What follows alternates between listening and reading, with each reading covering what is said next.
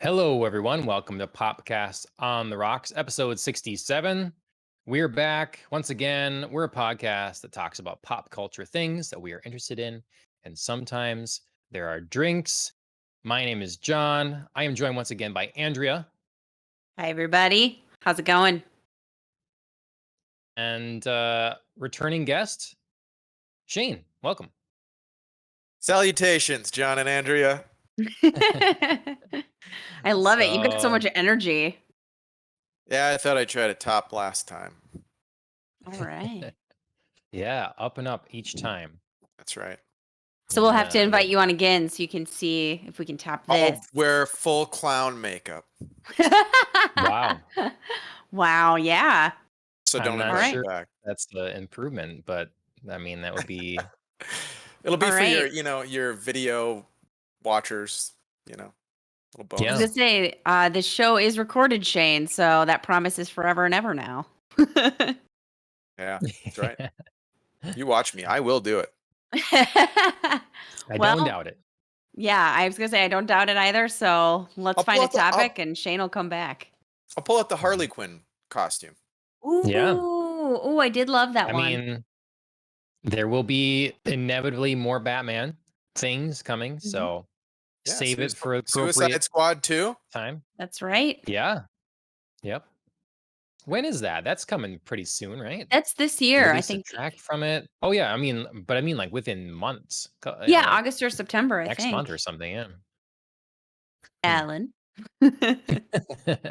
It's no, they released a track from the soundtrack already, I think. Mhm. And yeah, they've had some more previews and promos, of which I have not watched beyond the original stuff. Holy cow, August 6th, 1 month. All right. Cool. You guys have high hopes for the film? I have, like, higher hopes than the first one. I think James Gunn is an excellent director, and I think, watching some of the panels at Comic-Con with the cast was, like, really fun. They seemed to have good energy together, so hopefully that translates on screen and hopefully with a better story. So, Okay. I guess yes. Okay. Is I that think roundabout this is answer? Sorry, go ahead, Shane. I think it's a good answer. I think this is a better fit for James Gunn than even the Guardians of the Galaxy, which I felt was Mm. kind of like Yeah. in terms of if you're familiar with his body of work, it seemed like Guardians of the Galaxy was a little out of place. But strange characters, interesting world. He was a good pick for that. But like I said, Mhm. compared to everything he's done before, I sort of felt like it was to me it was far afield of what he's done before. So Mhm. Sure. Sure.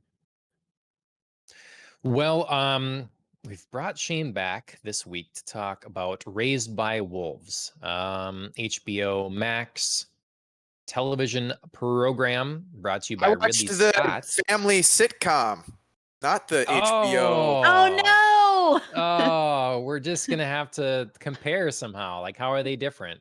I know. Yeah, They're both about families, yeah. parenthood. We could figure out some common themes, right? Mm-hmm. Sure, That we'll could have make been it an work. episode. There we are. Yep. We will get to that later.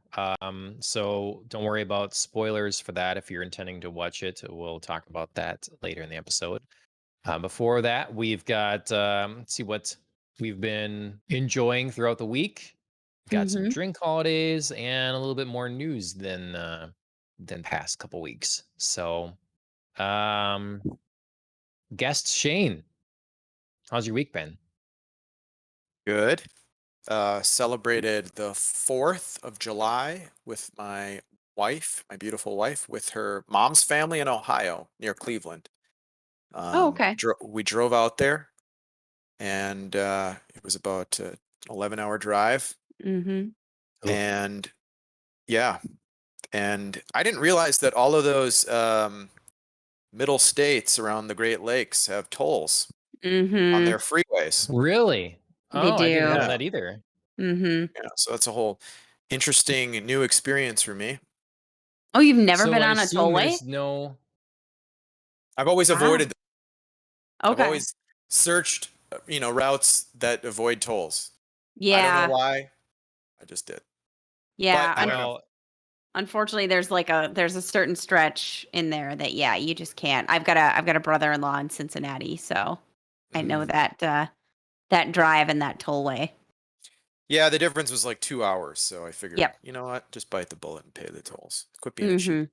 asshole. how well, I mean, I wouldn't say that. I would defend your skipping the tolls if possible, but um how What? much are Time is they? money, John.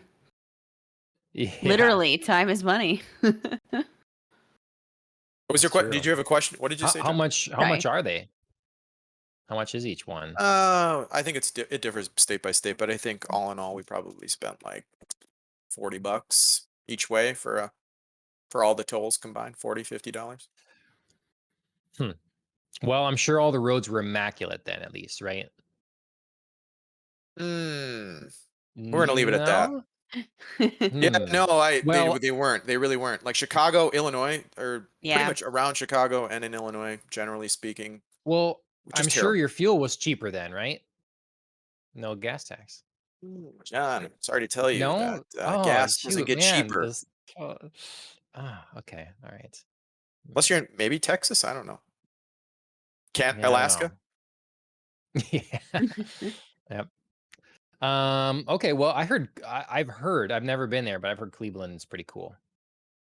Well, yeah, it's you can definitely they get a little lake effect there, which is really nice, especially being that it was super hot this past weekend back home, and um, it's just nice to chill out. I don't know. Some Yeah. new family that I haven't met before, so this is the first time I'd met my wife's Oh, family or my wife's mother's family, and yeah, great people. So it was a fun quick trip. nice. Nice. Awesome. Yeah. Well, anything else that kept you busy? Uh, the only other thing I can say that I've been busy with is buying way too many video games, more than I can play, with these goddamn Steam sales.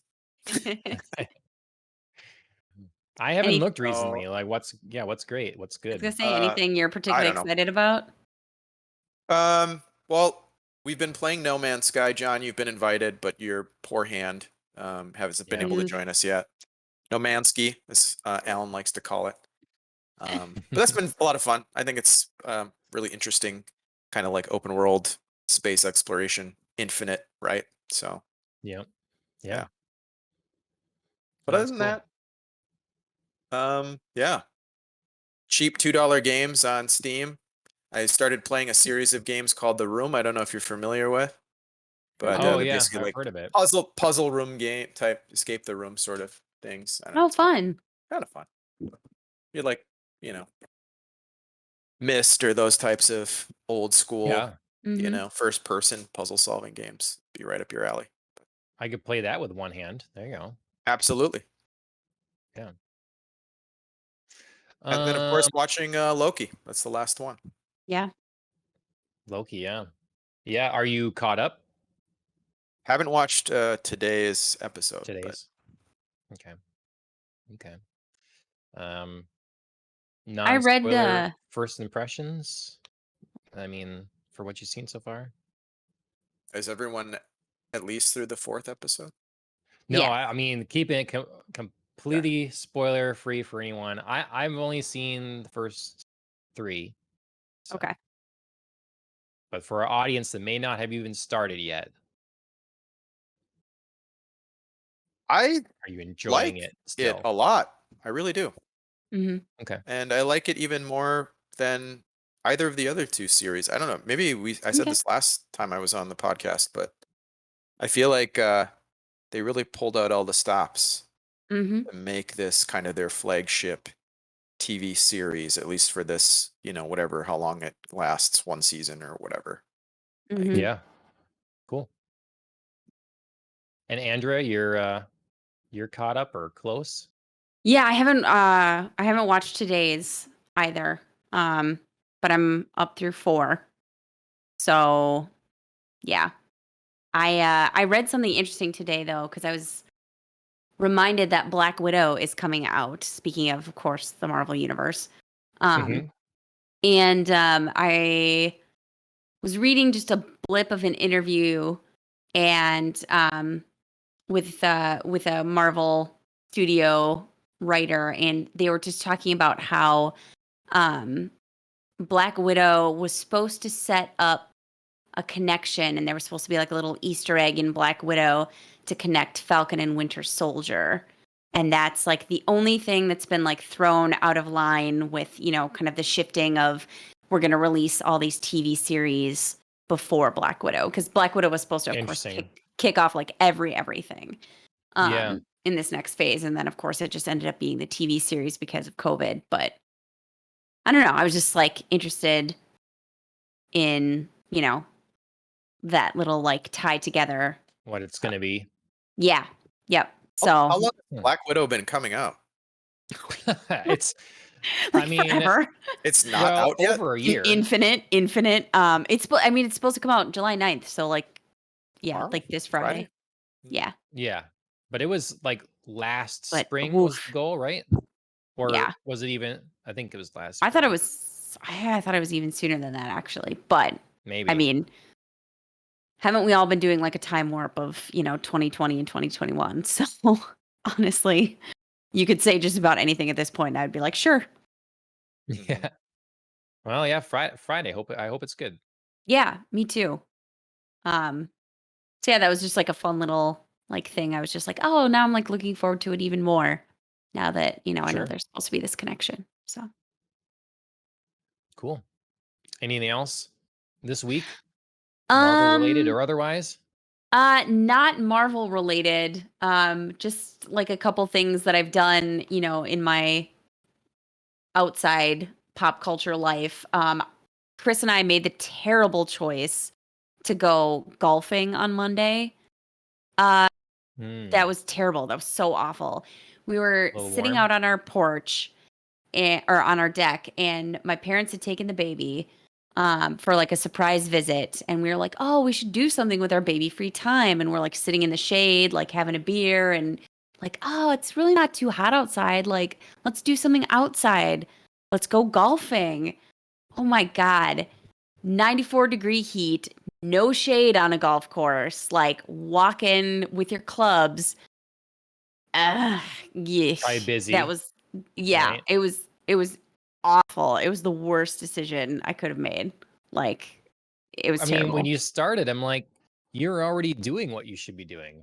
Right, I Relaxing know, on the like deck with a beer. like we couldn't just like sit there and enjoy ourselves. We were like, oh, Yeah. it's baby free time. We should do something. No, we should not do something. Fallible you logic shoot? there.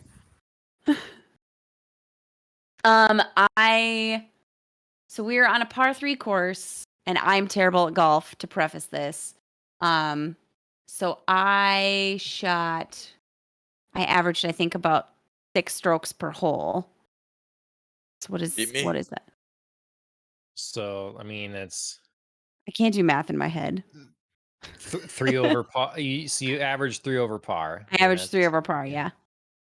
So, yeah, I don't know. Pretty darn good in my book.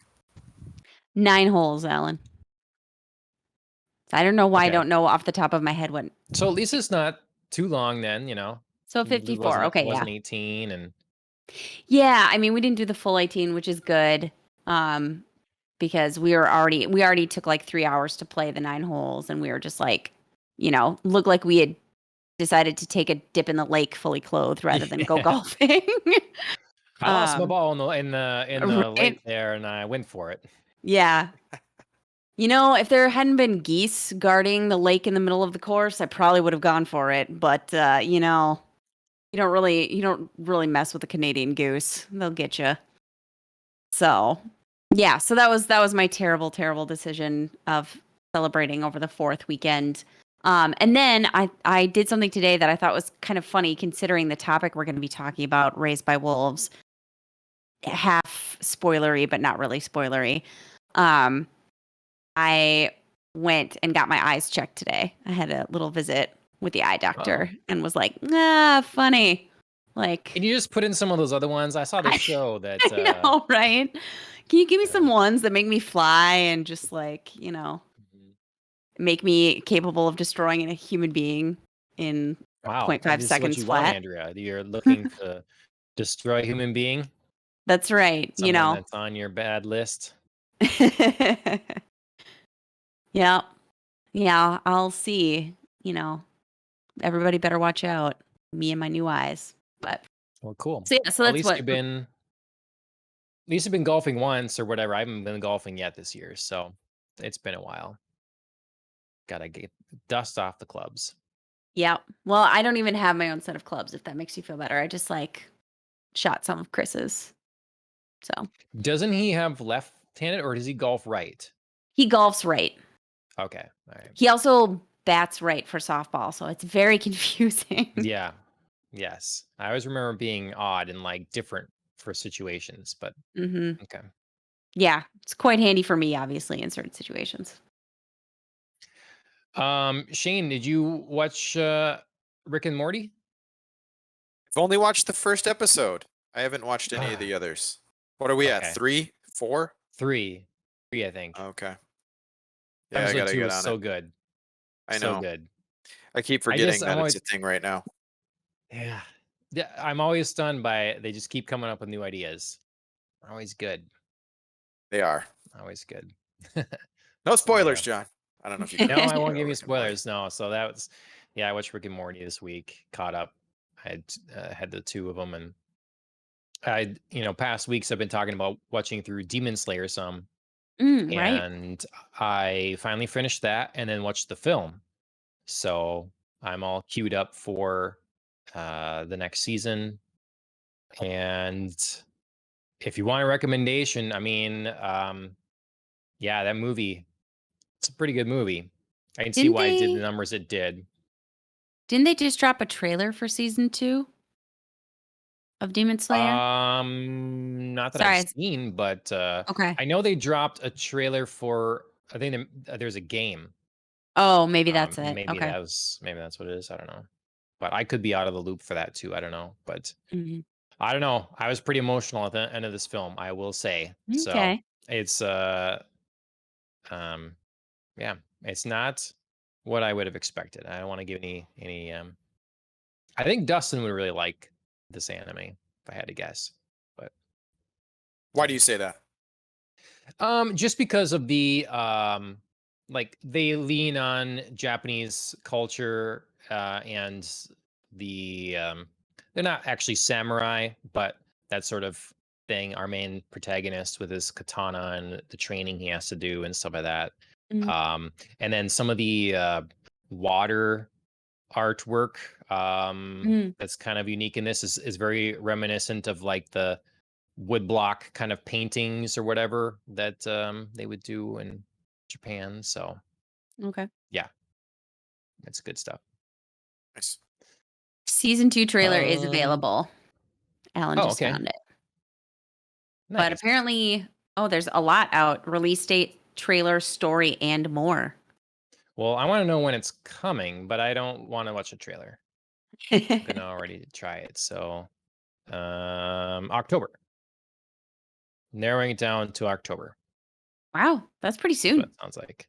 Yeah. So I got on board at the right time. Yeah. So I'm not waiting around forever. Um, yeah, as I said, I'm behind on Loki. I watched some more anime. Ashley and I finished High Rise Invasion season 1. Hopefully there's a season 2. hmm That was fun. And we started The Way of the House Husband. Okay. How's that? Now, this Um, is something that's right up my alley. yeah, I was gonna say, yeah.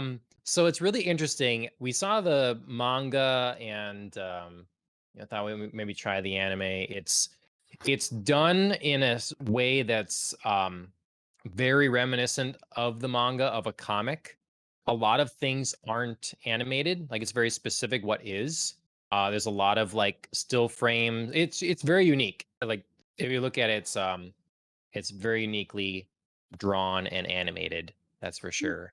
But okay. it's hilarious. So it's divided into regular episodes, but within each episode, it says like there's like many mini episodes. It kind of reminds me of Hatalia, like, but if you'd put Oh. 2 episodes in one thing, or whatever, so you can watch it Uh-huh. in a 23-minute chunk.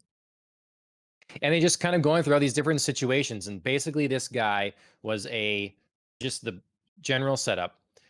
Our protagonist was a renowned member of the Yakuza, and he has a nickname and he's feared and everything. And for whatever reason, he's done with that now. He has his wife, and he is the house husband, is a good job or whatever. And so Mhm. it's going through what he does on a day-to-day basis, and it's pretty hilarious so far. This sounds strikingly like my life. Former gang leader. Yeah. Yeah, like renowned. I haven't shown you my Yes. Yakuza tattoos, have I? No, I haven't seen them. Oh, And yeah. Well, I'll have to show you next time I see you. yep. You have to tell They're in us a, your special nickname too. they're in a Mhm. place that you wouldn't suspect. Okay. I mean, I would suspect Yakuza tattoos on your arms and back, maybe down your butt, thighs. I mean, it gets pretty full body sometimes. I'll say that getting warmer. Okay. All right. Well, I think we were watching this. I think it's also on Netflix. So Mhm. yeah, give it a shot if you're interested. So yeah, that's been my week pretty much. Other for entertainment-y things. Um, drinks. Mhm. I saw you drinking something, Andrea. Yes, so I made a pina colada because July 11th is Pina Colada Day. I was like, I don't even know if I've ever had one. So I made Or 10th? one, July 10th. or yeah, July 10th, excuse me. There's a lot going on this upcoming week. July 10th is Pina Colada Day, and July 11th is Mojito Day and World Rum Day. So I'm sort of like, I guess, getting the 11th too with my rum here in my Pina Colada. Um, Nice. but yeah, it's quite sugary and tasty, and definitely like a nice summer refreshing drink, but definitely not something I could drink all the time for sure. Especially Okay. given that I'm not like super into rum, but this is fun. A little tasty fruit refresher. Sure. Yeah. Awesome.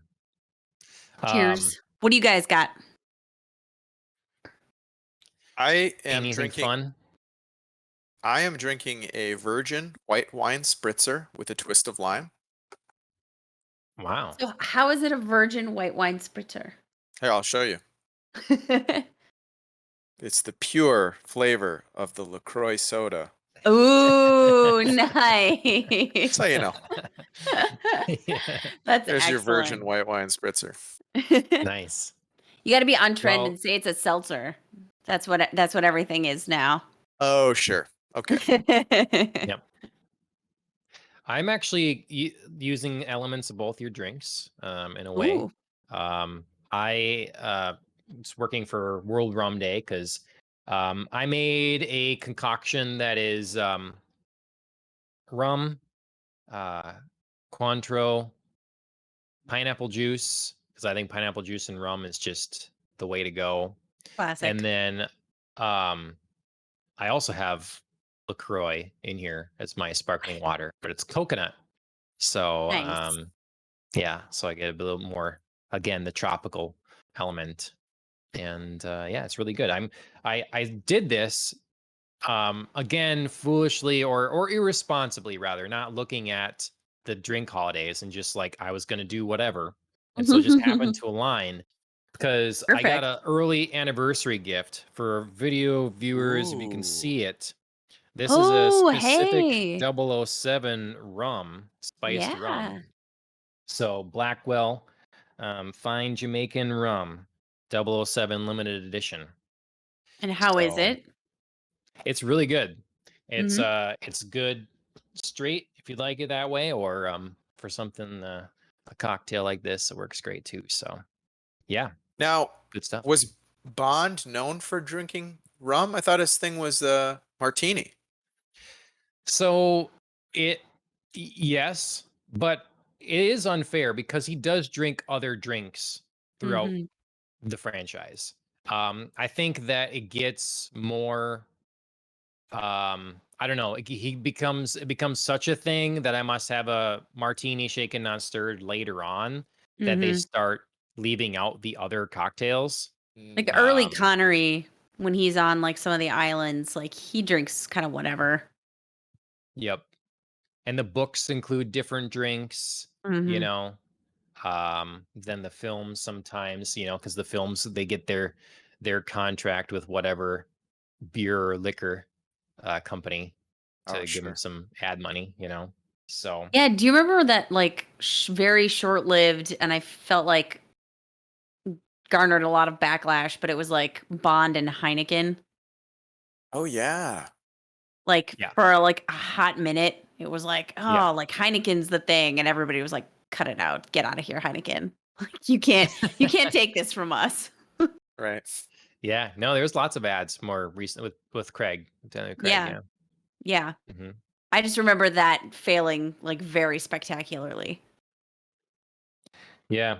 Well, the reason this is a thing is because Jamaican rum and Ian Fleming's Goldeneye place that he wrote and Mm, stuff was in Jamaica. Hmm. So that's the connection there. cool. So yeah, good stuff. Well, So excellent. Glad that that worked out, and happy early anniversary. yeah, Just thanks. just 4 more days, yeah. What day is the 7? Yep. Good work. I'm like James um, Bond over here. Mm. yep. Be sure to remember to send him his text reminder on the day of Andrea. Yep, exactly. Yeah. Yep. This is like his, in person, face to face reminder, and then I'll just Yeah, sneakily right. send the text on the day. Yeah. I mean, I do put that's why I do put all this stuff in the calendar. Like if I Hmm. don't happen to not check my calendar, otherwise like everyone's birthday that I know Hmm. is in my calendar. If Yep. I find out someone's anniversary, it's in my calendar. If Yep. it's all in there. And 'cause I can't remember I can't remember that all this stuff. Yeah. So, yeah. Anyways, news. We've got some news. Yeah. Um, kind of a variety. A real smorgasbord of items. Indeed. What's the first one you Indeed. found, Andrea? Yeah. So Netflix announced that they are officially moving forward with a sequel to Old Guard, which is a movie we have reviewed on the podcast, starring Charlize Theron. I think it was.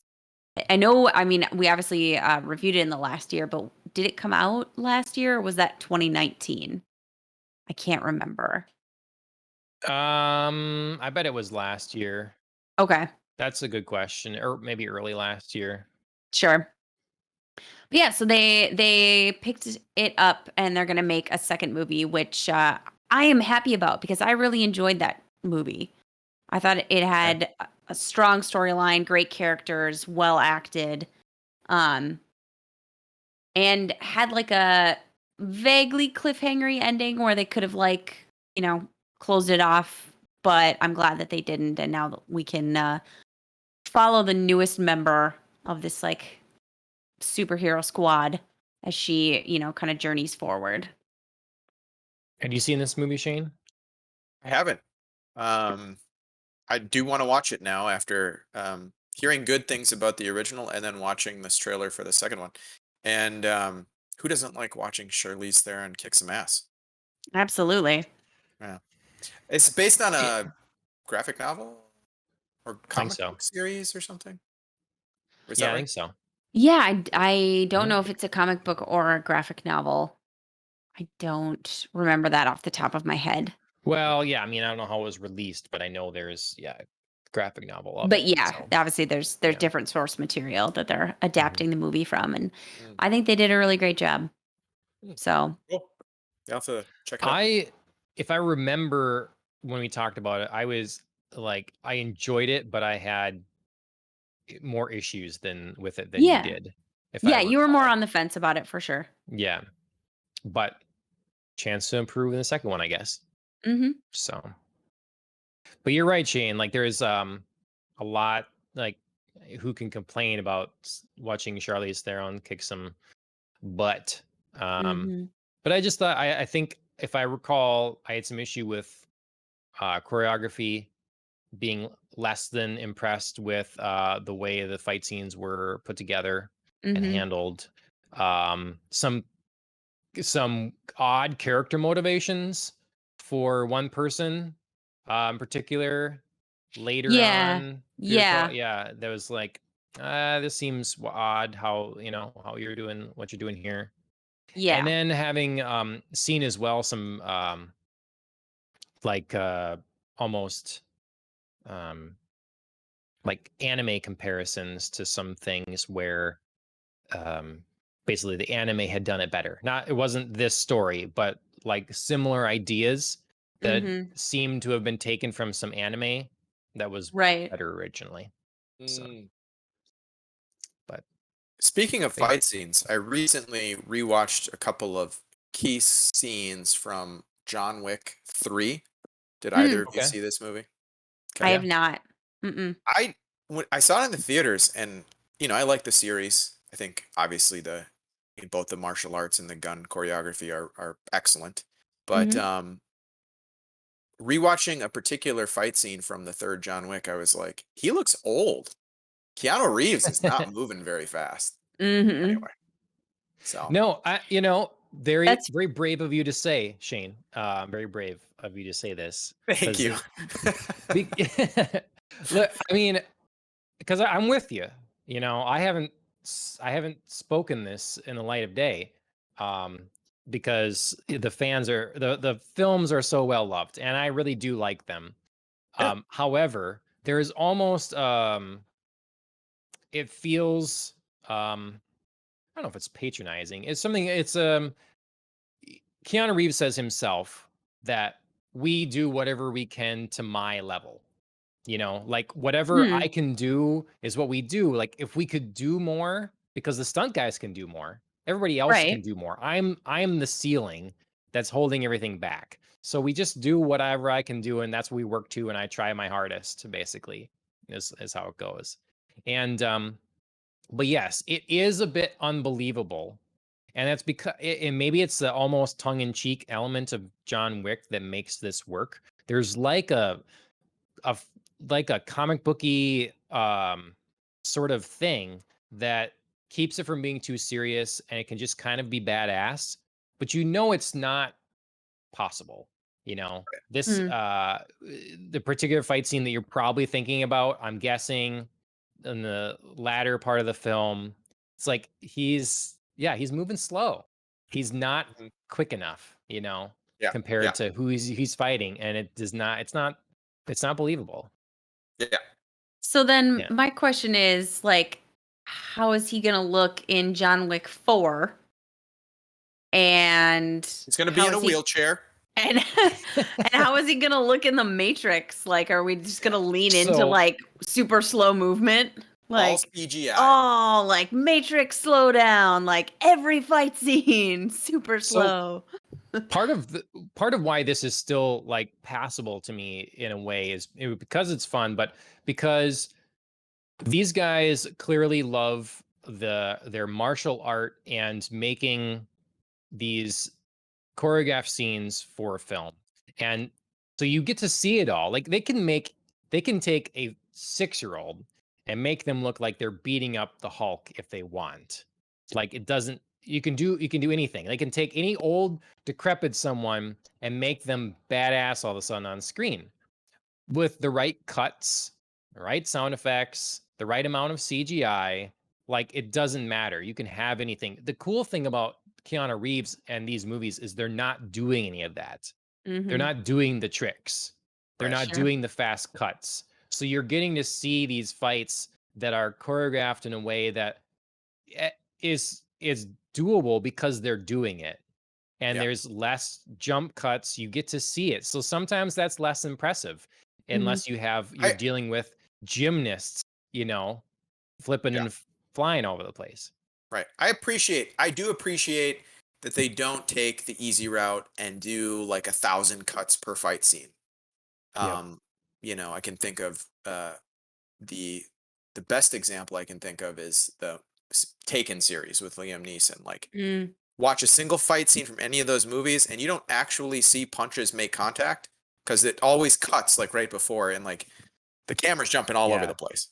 But Yeah. I was gonna say, if you want to watch a really great CG fight scene, go back the year maybe 1997. Alan, you'll have to check on this. The movie Baby Geniuses. CG baby beats up multiple grown men. oh boy. Oh The Lord. worst choreographed fight scene in all of movie history. 1999. You know, I would say that's a bold statement, but just that description of a fight, I'm like, no, I believe that. Yeah. I'll take that at face value. Yeah. But the whole thing is animated, or just the baby is animated? Like it's an No, animated John, film, or it's a live action film? they had a little person stand Yeah, in it's and it's a live action film. I know what he's talking about. No, it is a live action Uh, film. They had a no, it's a CG. They took like a toddler basically Yeah. and made a CG version of him. And yeah, Baby Geniuses. Um Mm-hmm. yeah, and he had Okay. fighting, you know, trained you know, bodyguards or something like that. The men are real. The toddler is CG, so it makes for a really Okay. interesting scene. And if you know the state of CG in '99, Yes. you kind of get a general idea of Mm-hmm. what I'm talking about here. Yeah. I mean, This is if you like go back and Phantom watch, Menace. yes, Yeah. yes, we know your take on that now. John's still salty if you can't tell. No, no. Oh, come on. For the time, it was great. For the time, it was great. But you Right. know, let's just be honest. Jar Jar Binks does not stand the test of time. Yeah, well, and that's why, like, I mean, when they can do stuff practical, I do appreciate it, because honestly, the original Jurassic Park, it never needed touch-ups. It still is great. It's It still is. great, Mm-hmm. It is. you Yeah. know? I just actually recently rewatched the original Jurassic Park, and I was like blown away at how good Yeah. the animatronics were. Like, Yep. just great. And then you watch some of which one was it number 2 that they started doing more CG elements? Anyway, No, it really was 3 more. 3 Mm-hmm. was the CG. Okay, this is the CG one. But anyways, I remember going back and watching them and thinking when they like just very clearly noticing when they started doing more CG and being like, Mhm. yeah, like the original 2 still really hold up really well, but yeah. I mean, Well, they get just the freedom. oh, go Go ahead. ahead. Go ahead. Well, they get the freedom of movement and the large scale battles when they switch to CG. So that's the like Yeah. the temptation they have there. It's like, well, we want to show more of the dinosaur being more alive and fighting with another dinosaur, and that's nigh impossible animatronic wise, Mm-hmm. Right. you know. And so they relied on the horror of not seeing a lot of the dinosaur often in the first two. Mm-hmm. And I think that was largely effective. You know, you could see when there's CGI in even the first one. It's a little weird. The raptors in the kitchen scene or whatever. There's one moment where there's some added CGI there, and it looks Mm-hmm. Yeah. different than the rest. Right. Right. I was just going to say, just to give you an idea of, how special effects can vary from movie to movie in the same year. Alan did find that Baby Geniuses was 1999, the same year that The Matrix came out, the original. So just Yep. to like paint a little picture of, how CGI can go from bad to good. But the Matrix was more about practical effects as well. Like when they got, It is. all I'm the just slow saying, like, motion bullet time. yep. But when you I'm just compare saying, it to like, the some of the second Matrix, CGI. Yeah. yes, compared to the And second Matrix, and that does not look good. right. Yes, I I feel agree. like the elements in the original Matrix that were animated were not like living creatures, you know, it was like, yeah, like bullets or Hmm. Mhm. I don't know. Yep. Yeah, there's like one or two moments where it's like Keanu, but they're so brief that you can really just like be like, it's all right. Yeah. Like when he flies. I Yeah. mean, Yeah. See, but that's the thing. He doesn't do that until the end, the very end, he takes off. Right. So Right. it's I'm just Spoilers. it's right. so I'm just Spoilers. from 1999. I love it. 22 years. I did it. Yep, I did. Darn it. You wrecked Well, it. you Do know, try to keep We the just lost spoilers our down. whole I was viewing gonna audience in one blow. yeah, there's a whole generation that wasn't alive That's during the true. original release that Oh Yep. now are God. probably going to be watching it because of the whatever it is. Is it a reboot or is 4, it yeah. yeah, Number I don't 4. know what it is. Yep. It's Yep. just number 4. Okay, It's number just 4. number 4. Yep. Yep. I think most of the main characters are coming back. I've been meaning to rewatch them because it's been a long time. Rewatch all of Yeah. them and the Animatrix, and I just I I very much enjoy those films. I mean, the first one in particular, but there was moments from the others too. So Hmm. yeah. All right. I don't think I'm trying to think of a 7 degrees of Kevin Bacon kind of way to do this, but I don't have it. So Val Kilmer. Oh no, we lost Shane's video. Oh no. Well, we can stare at the lovely animation of IV camera Yeah, my for goodness. now. It's at least it's an entertaining, like technical difficulties, kind of screen there. Yeah, it's something that's yep. And he didn't drop call, so the screen's Yeah, I'm still still there. here. I'm still here. I Oh, I Excellent. don't know okay. what's going on here. Okay. Well, we'll stick with your audio for now then. Um, so they're doing a Val Kilmer documentary. Yeah. It's just called Val. It's totally Mhm. unexpected for me. I used to be a very big Val Kilmer fan. So Mhm. this Amazon documentary coming August 6th, I Mhm. believe, to theaters, and then no, July 23rd to theaters, August 6th to Amazon Oh, Prime. okay. That makes more sense. Yeah. And he had sort of disappeared for quite a while. People Mhm. were really wondering what the deal was. He was being pretty private and all this stuff. And um, yeah, now he's like more openly through this talking about having throat cancer and Mhm. the stuff he went through. And I guess he recorded just tons and tons of his life, like all the time. He was just always shooting footage. Um, Yeah, so that's we'll get to see some of that's that. what I'm excited about, like, kind of some of the behind the scenes, other catching other stars as well as himself, kind of candid moments. That looks really fun just to kind of Yeah. see like what goes on. What do people do when they're just like hanging out on a set with each other? What do they Yep. talk about? What happens? So, yeah, I think it's the right time for this to come out. I mean, we're going to be getting Top Gun in Right. not that long. So, kind of Yeah. kind of a little career resurgence for Val Kilmer here. I do have to confess, like before Christian Bale Batman movies, Val Kilmer was my favorite Batman. Just like really, Still great. I mean, it's still great. Like I'm not like downplaying like the fact that I still love Batman Forever, but he was my favorite Batman. Okay. And it Yep. was a So, great movie too. yeah, I think It was absolutely was. it was before the Batman the whatever Batman movie, whatever saga really jumped the shark in my mind. But With Oh, you mean with with Batman and George Robin Clooney? with yeah, with George Yeah. Clooney and Oh God. the bat Yeah. and the nipples on the bat suit. Oof. Yeah. Just I think we all prefer not to think about it. I think even George Clooney is like, I don't want to think about what I That did. was a dark moment in cinematic history. Yeah. No, it's just a strange movie, but yeah, I really liked Batman Forever. I think it Mhm. is probably honestly one of my favorite Batman movies. I Mhm. was gonna say, what is your favorite Batman movie?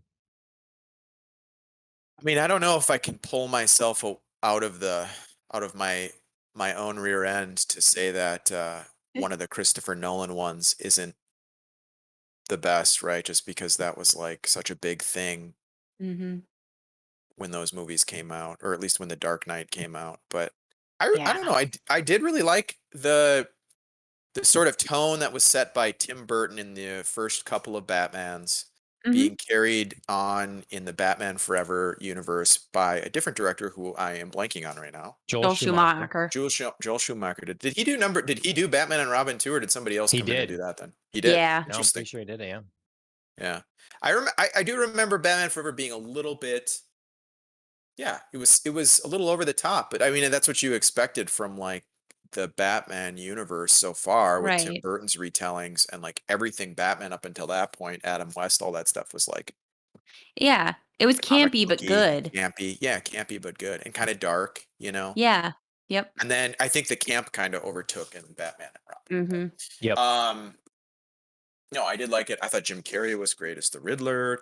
Tommy Lee Absolutely. Jones as Harvey Dent Two-Face was great. Who else was in that movie? Nicole Kidman. Nicole Kid, was she in that one? Yeah. She's Mhm. The the doctor. Meridian Chase. Chase Yes. Meridian. Meridian Chase. Chase Meridian. Yep. Yeah. Yep. Yep. Debbie And, Mazar's in that. Drew He's Barrymore. a wacko. Yep. Wacko. Is that a technical term? I just love the. That was a good line. Yeah. Yeah. I mean, well, see, if you say that, one of the Nolan films has to be the best, to me, then that means The Dark Knight, because that's the best one. Yeah. Those Yeah. three, right? Mm-hmm. Yeah. So I love that movie, but having with time separated now, I don't think I can like it more than Batman Returns or Batman Forever for sure. Okay. And like, because what stands out yet about The Dark Knight is obviously the Joker and Heath Mhm. Ledger's performance. But the movie is not perfect. It ends kind of odd with the Joker, Clearly, to my understanding, it was designed that they potentially do some more with the Joker in the next one. Right. So understandable. But as a self-contained film, they wasted Two-Face. I won't spoil it and stuff, but I'll just say that they wasted him there. Like Two-Face should have been his own, like he deserved focus, and he didn't get it. But Stuff then to are talk but about. then are you judging Dark Knight for like not giving Two-Face more time in a future movie? Do you know what I'm saying? Like, are you judging his character solely within that movie, or are you mad that like, sorry, this will be spoilers, I guess, but that he didn't continue into the third? Because I think that's a different thing. Well, if you assume what happens to him at the end happens to him, then you know it's going to be done, and therefore then he has been wasted. Okay. Yeah. Okay. So, all right. And I don't know. I sort of feel like those movies, the Nolan Batman trilogy, set the tone and let me know if you can think of an example that doesn't fit this. But basically that started a trend in superhero movies where they were like one-offing villains. Because in each of those movies, there's not a recurring villain. Like nobody comes back. Maybe he had originally planned for the Joker to be back in the third movie, but obviously wasn't for extenuating circumstances. But like name a superhero movie before that threw away villains. Sure.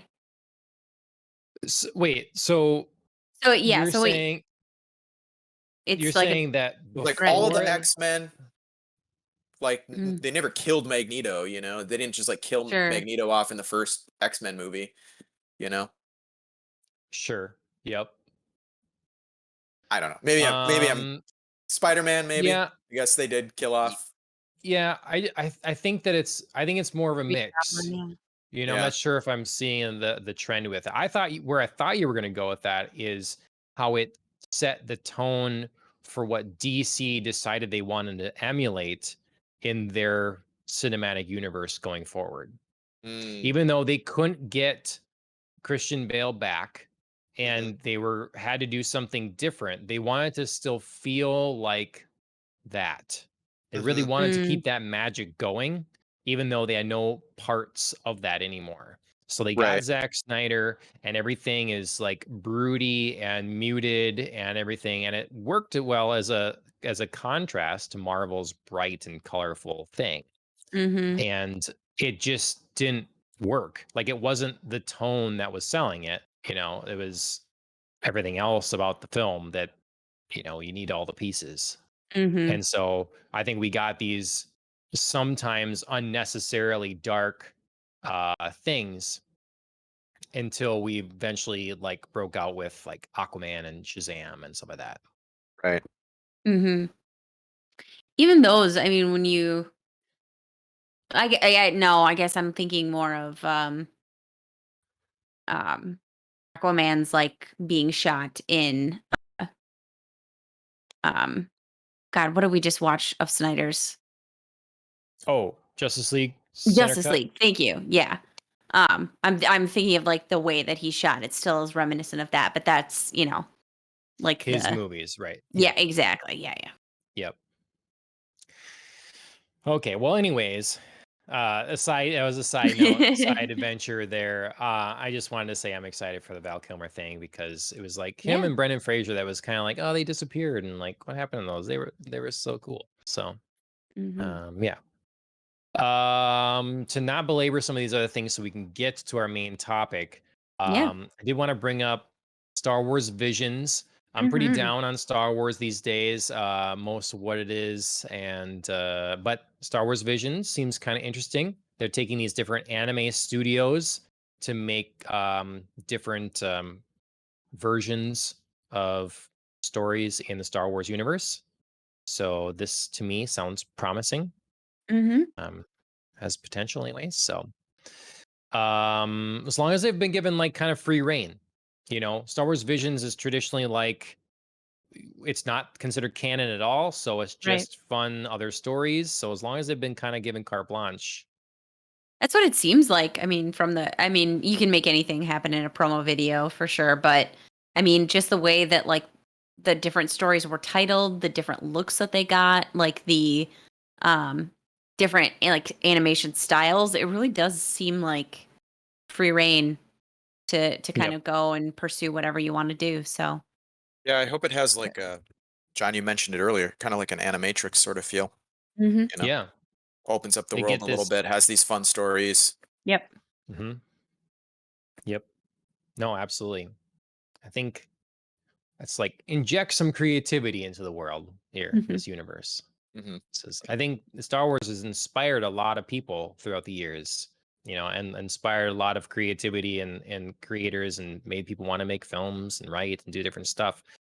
Yet none of that inspiration seems to stick around and play any impact in meaningful Star Wars stories. So I'm hoping Right. we get, injection of creativity.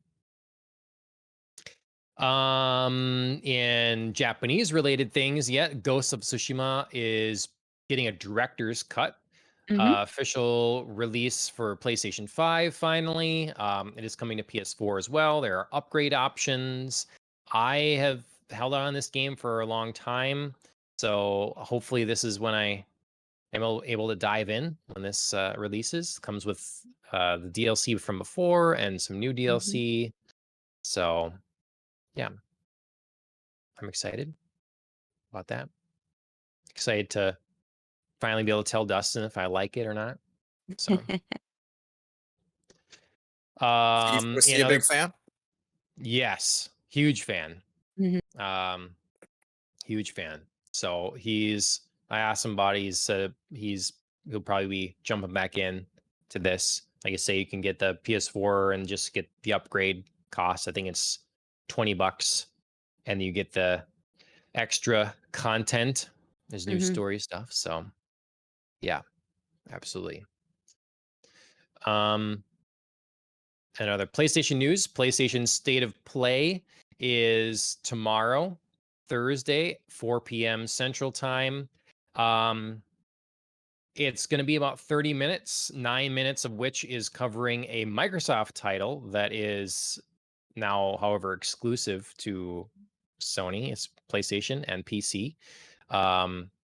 Death Proof, or no, Death Loop. Death Loop. Yes. That's it. Arcane Studios is making a game that's very 70s kind of retro vibe where Oh you've got these yeah. two assassins that are trying to like kill each Yes. other, and they keep it's a time loop thing. Yep. I remember this So now. they're gonna show like 9 minutes of this. I don't need to see any more of it. I'm excited. I like everything that Arcane has ever made. I just the game can just come out. So unless there's some shocker or surprise, like I really don't care about seeing this. I'm more interested in what surprises we may get in the remaining half of the show. Sure. So yeah, I mean, not that the comment section of anything are ever good, but I'm kind of excited to see the toxic nature of this, because this is going to make a lot of people mad that a Microsoft owned company's game is headlining the big, because expectations were high for this Right. event. So yeah, So we'll wait, see. so it was originally going to be multiple platforms, and that's why they're showing it, or No, so Sony was they've been going pretty hard for a couple years trying to get exclusive third-party deals to get games on their system. And so they were approaching Bethesda for content. They're pushing to get some games, they were pushing to get I guess Starfield, but what they managed to get was exclusive rights to Deathloop, this game from Arcane, and Ghostwire Tokyo from Tango Gameworks. Both are under the Bethesda umbrella. Well, while that was happening, basically, Microsoft was talking to Bethesda and working out, well, ZeniMax owns Bethesda, working out a deal to buy the whole company. Yep. So these deals had already been put in place for these two games to be exclusive to PlayStation. And then Microsoft made the deal to buy the whole company. Well, when in doing that, they've said, we've made contracts, they did before we own them. So those deals will be honored. So Deathloop will be coming to PlayStation 5 and PC and PS4, I'm sure too. And not on Xbox. Probably forever in Deathloop's case. And then Ghostwire Tokyo will eventually come out as a timed exclusive for PlayStation and PC. But they are owned now and funded and promoted and everything by the competitor. So I see. And okay, yeah, so interesting. so there will be people that will hate not buy this game. They will rage not buy this game because Strictly it's the because competition Microsoft interesting. owns their company now. Yes. Yeah, that Stupid. is insane to me. So yeah. In Unless other you're a things that listener were of this podcast, then it's totally sane. well, I mean, Thanks for look, humoring our viewers and listeners, Shane. From my perspective, like if I had the option and I wanted to play this game, I wouldn't choose to play it on PlayStation when it's a Microsoft owned property. I would play it on PC. Like it's kind of like if when Sonic first came to systems that weren't Sega, it was kind of weird at first. It's like this character is a Sega character, and that was always it's on the Genesis, Master System, Saturn, whatever, And so it was odd when these things happen and whatever. Or even like now, actually would rather not play Spyro the Dragon on Xbox. It's like she feels like it's a PlayStation property because that's where, it's like some of those games were fundamental to like making PlayStation stick and were big for it, and that's with their identity. So this is not the same. It's not a like a pre-existing long running IP. I'm just saying it is a little strange when you have these things that occur like this. So and then just quickly, the Nintendo Switch Yeah. The system has been steamrolling the competition all over the globe, selling millions of units. They've released or have announced a new updated version of the Switch, the Nintendo Switch OLED version.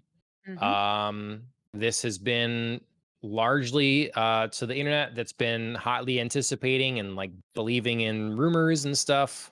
This has been a letdown, a disappointment, because there's no meaningful upgrade here, Yeah. processor wise, battery wise, cooling wise, resolution wise, frame rate wise, nothing meaningful in that way that people were expecting.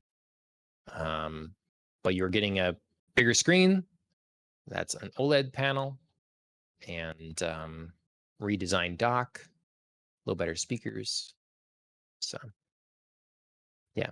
So some upgrades, but just not enough so that you'll have to buy the next generation. Yeah, I mean, if you don't have a Switch and you're looking for a Switch, you should buy it. It's going to be the better version, you know? Yep. But if you have a Switch, there's not much of a reason to, Yep. you know, wait till yours breaks or something. Yeah. So, yeah. Shane, you're not interested in the Switch, huh? Oh, I am. I really haven't pulled the trigger on any system yet. Mm. I honestly, if I was going to buy something, it would probably be Nintendo. It'd probably be a Switch, just because they have all of the things that I can't play on any other, Right. you know. So, I mean, most of the games that I really want to play come out on PC, so I end up playing them on my PC. Sure. Yep. Um, Yep. Absolutely. and when I wanted to play, for example, a game, as you know, John, like The Last of Us Part 2, I'm a Hmm. huge fan of that series. Mm-hmm. I just borrowed my brother-in-law's PlayStation 5 or Sure. PlayStation, yeah, Four. PlayStation 5, 4. Played it on that. So, Yep. and since it Yeah. was just No. a And single player campaign, it was like, all right, I did this and I played through it like twice, and it's like, all right, that's good. yeah. So, Yep. Well, and I think the trend is going to continue where more and more of those games, even like The Last of Us, will probably get their PC ports at some point. right, Mm-hmm. right. So I there's seems like other Naughty news. Dog hasn't released a single PC port of any of their games, right? Right. Uncharted 4 is basically, I don't know if it's officially announced, but it's basically announced that that is coming to PC. Mm-hmm. Um, Surprising to people that the Uncharted trilogy isn't coming to PC first. Mm-hmm. So maybe it will. We don't know exactly. It's like, but yeah, they've made their intentions clear that they're going to be bringing a lot more of their games quicker to PC. They bought a studio. It's something I could have put in the news too. They bought a studio that's a port studio. It's literally what they do is port games to PC. So they have now an in-house company to do this, so they don't have to take so much time away from the rest of their studios to bring games to PC. Mm-hmm. They've talked in investor calls about the crazy return on investment bringing games like Horizon Zero Dawn or Days Gone to PC, because it takes, relatively speaking, little effort and funds to make this happen, and you Mm-hmm. expose it to a whole new audience. Right. So yeah, it's gonna be one of those things. It seems that if you want the latest PlayStation exclusives first, and you don't feel like waiting a year or 2 years, then you buy the PlayStation console. But if you can wait the year or 2 years or whatever, I'm sure it'll vary on franchise, then you can play it on PC if you want. So Yeah, makes sense. yeah. Okay. The star of the show, Raised by Wolves, not the British comedy television series. The Ridley Scott made HBO Max series instead. Well, let's be technical here. Partially Ridley Scott made. Okay, clear that up. Clear that for me. What do Well, you he mean? only directed the first couple of episodes and then passed it along. So And he didn't write it, Directed. right? he did not write it. Nope. There's a writer. His last name begins with a G. It's a bit longer. It's like Guz Nizowski or so. Okay, Okay. I feel bad. I don't remember exactly, but yes. So Ridley Scott only, I believe, directed the first 2 or 3 episodes and then handed it off. So Guzikowski. Well, yeah, oh, he must. Oh, I see. Okay. Guzikowski. Okay, so I Um, was close. I was close. All right. Yeah. so um, he must be producing yet then. I believe so. But yeah, I mean, they he really advertised it as Ridley Scott. Yeah. Ridley Scott. Yep. Yep. And I know he Um, was very excited about the project, and I think he's coming back to direct at least some of season 2. So spoiler alert for that there is a season 2. But yeah, he did not direct all of the episodes. So I don't know okay. if that changes anything Yes. in anybody's mind to know that, but there you go. Okay. So yeah, executive producer. So interesting. Hmm. Yes. Spoiler time. Raised by Wolves. HBO Max. Yeah, I guess I should have looked up some of that, but you know, part of what I have issue with a lot of shows, and I feel like I've talked about this before or whatever, but Okay. um, setting up something that is really intriguing, really like I was grabbed by this right away with the interesting Hmm. questions that were presented and the very film kind of style and the music and everything. Do you, Andrea, do you feel this like managed to hold that throughout the series? That level of quality of the film kind of feel? No, I do not. Um, I, like you, was very grabbed by the first couple of episodes in the season. I would say I was probably with it, really in there through like maybe 6 or 7. And then I felt like the last couple really veered off of, this kind of like interesting path into like repeating the same questions, exploring the same questions in different kinds of ways, but ways that weren't necessarily new or interesting. Um, like a lot of the same themes came up, and that's fine. Like there's no shame in, or no like I don't know. I'm not trying to criticize, like, trying to look at the same question from different angles, or, explore the same themes, but in different ways. But I just felt this got a little too repetitive, and then veered a little bit into like, I'm not even following you anymore. Okay. What do you think, Shane? Um, I mean, I, I, How did it hold up? Yeah. I'm sorry. Yeah, no, I think I loved it. I'll just say that right out of the gate. Hmm. Is exactly what I want from like especially a sci-fi type series that is like an exploration of a new kind of universe, even though that universe is strikingly similar to the Alien universe. But Hmm. or I should say the Prometheus, I guess, universe, which is I guess a tangent of the Alien universe. Anyway, um, I felt like once maybe like third or fourth episode in, I was pretty much locked in. Like Mm. I didn't feel like I needed to be sold anymore on any of the plot, and everything that happened I was fully engaged in and was on board wherever they were going to go with it. Um yeah, I don't know. Okay. Yeah. And and then in addition to that, I'm excited to see where it goes moving forward. So, Yeah. I mean, I agree that ultimately I really enjoyed the season. Um, I was like going through it, I guess I was surprised. I almost thought this was going to be a one and done sort of thing, Hmm. until obviously later, and it, you know, clearly not going to answer the questions that need to be answered and some of that. Um, but yeah, I thought that there's a lot of sci-fi that feels really lacking in imagination, and I thought this felt very different. They didn't set up or explain immediately how or why we're here, like what the situation is. I think it's unique too that like our war, like we've fled Earth because basically a religious war, um, but not like between two religions. It Mhm. was like atheism versus a religion, Mhm. um, which I thought was different and unique. And it offered up all kinds of really cool questions. I like here's one: raised by wolves.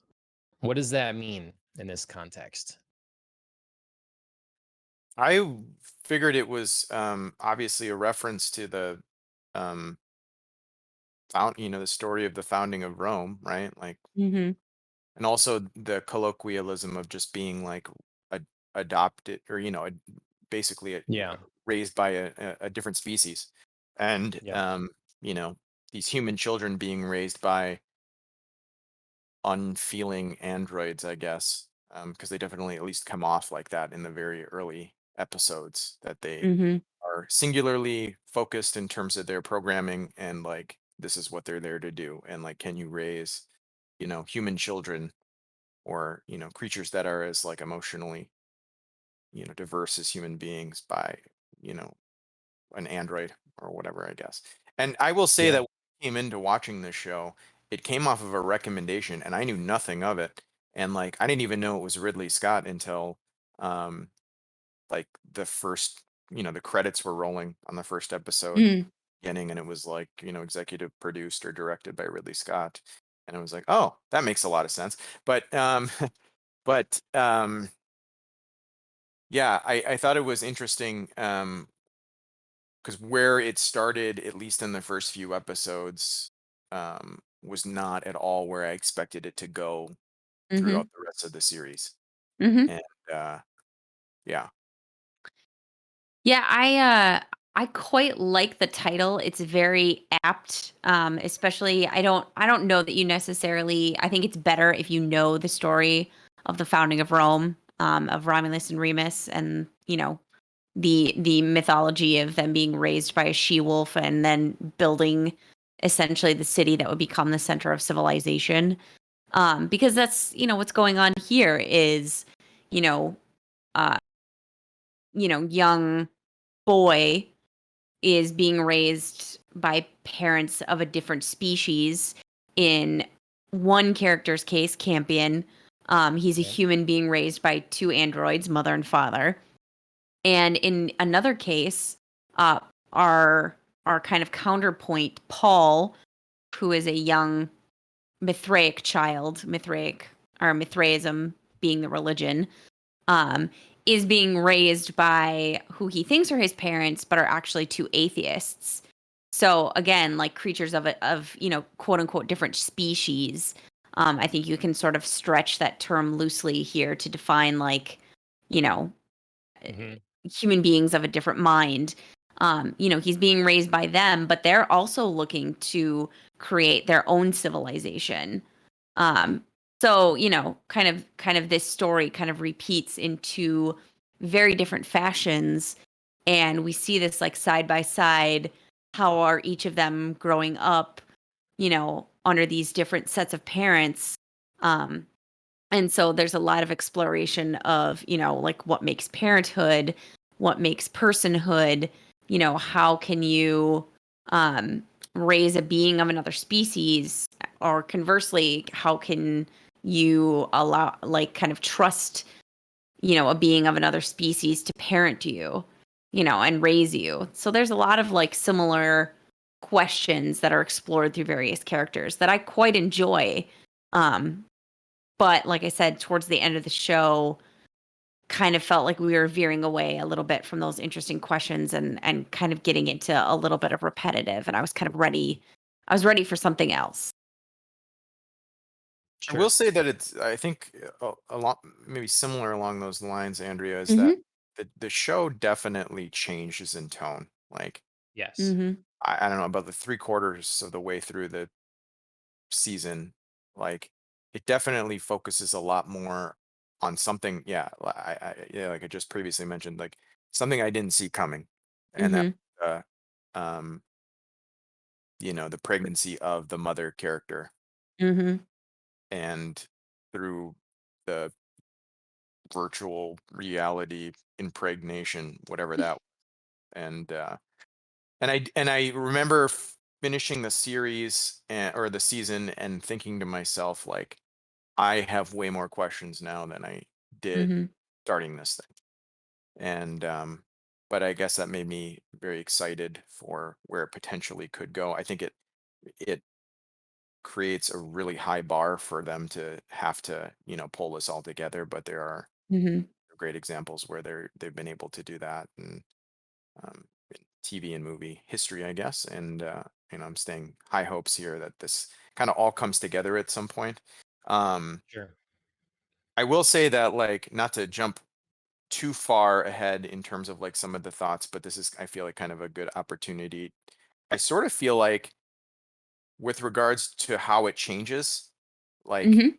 that we may see some type of, like, you know, time travel component to this. And that was like sort of where my head was at by the end of the season, especially when, you know, mother and father fly into the core of the planet and come out wherever they came out. It seems like the same planet, but a potentially like different version of it. Hmm. Yeah, I wasn't sure if that was, a temporal shift or merely a physical, like we're in the tropical zone. Sure. We'd That's how I made it read to the it. Yeah. tropical zone. Hmm. I mean, certainly, the way that it ends obviously leaves it open to anything, being possible. Um, just like simply them making it out of the core of the planet and reemerging, you know, could be anywhere, anytime, kind of Yeah. open ended. So yeah, so those kinds of things I'm excited for. I'm n- not unexcited, like character wise. Like I really enjoyed getting to know the characters of this show. Honestly, especially mother and father. Um, I think the pair of actors who played them did a fantastic job at inhabiting, these very difficult roles where you have to balance, like, I'm an android and I have to, make certain movements or only portray certain things, but I'm also evolving, you know, Yeah. um, beyond kind of my original programming. So it's, I think, a very delicate balance that I think both actors pull off very well. Mhm. It's just some elements of the literal plot line that I'm having a hard time with. Like, to bring it back to mother's pregnancy, I definitely felt the kind of focus shift here away from, kind of the overall, like, how do we colonize and how do we kind of rebuild a civilization. Not necessarily a bad thing, but it felt a little jumping the shark when her baby turned out to be this, like, flying Dark. snake thing. Yeah, like, not to get too literal into my metaphor here, but Yeah. yeah. And there's nothing wrong with, like, subverting expectations and not having it come out and just, like, be a baby, or Right. like a human or whatever.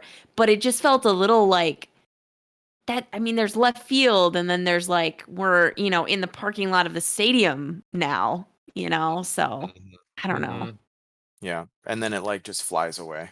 Yeah, and then just leaves. It grows to, like, 20 times its size, and it's like, "Cool. See Yeah. ya. Thanks." Yeah. I'm with you on that. I did feel like there was some very strange things that made me feel like, oh, that's it. Like, we're not going to get more now. Like, what the hell was that? Mhm. And that all of those kind of like dumbfounded looks that I imagine I had watching this show kind of all occurred maybe in like that last episode. But Yeah. like, yeah, it definitely felt like it changed shows a little bit. Same characters, but just all of a sudden a different thing. And Yeah.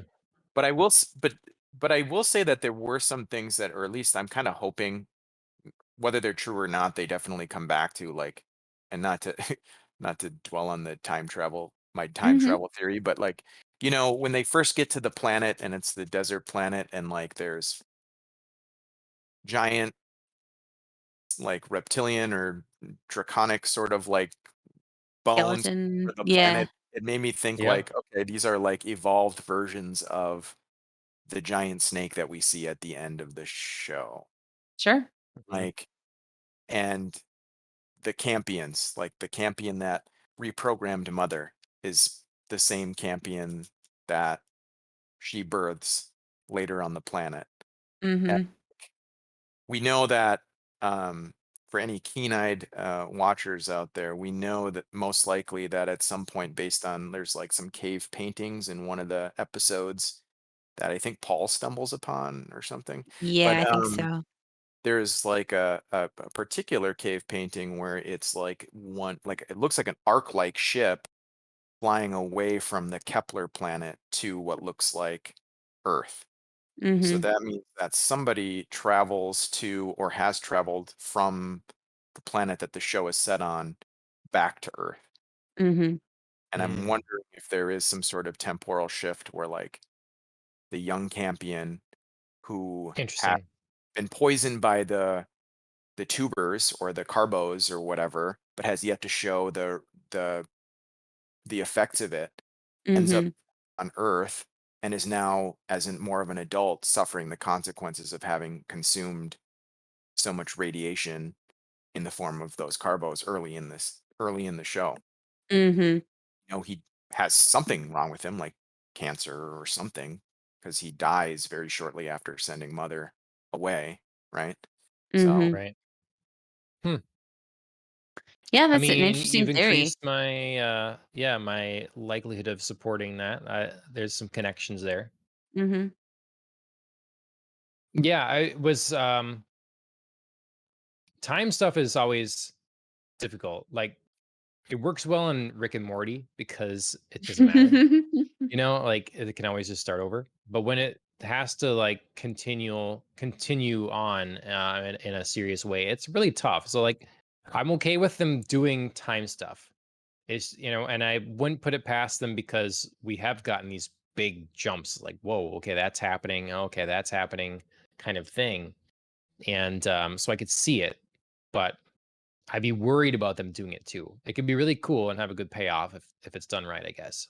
Mhm. But or maybe it not even concerns time me. travel, but just like you know, large jumps in time throughout the plot of the series. You know, like Mhm. Hmm. season two starts 5 years from the end of season one. You know, and all the kids are now Sure. aged up. You know, Mhm. Yeah. so Yeah.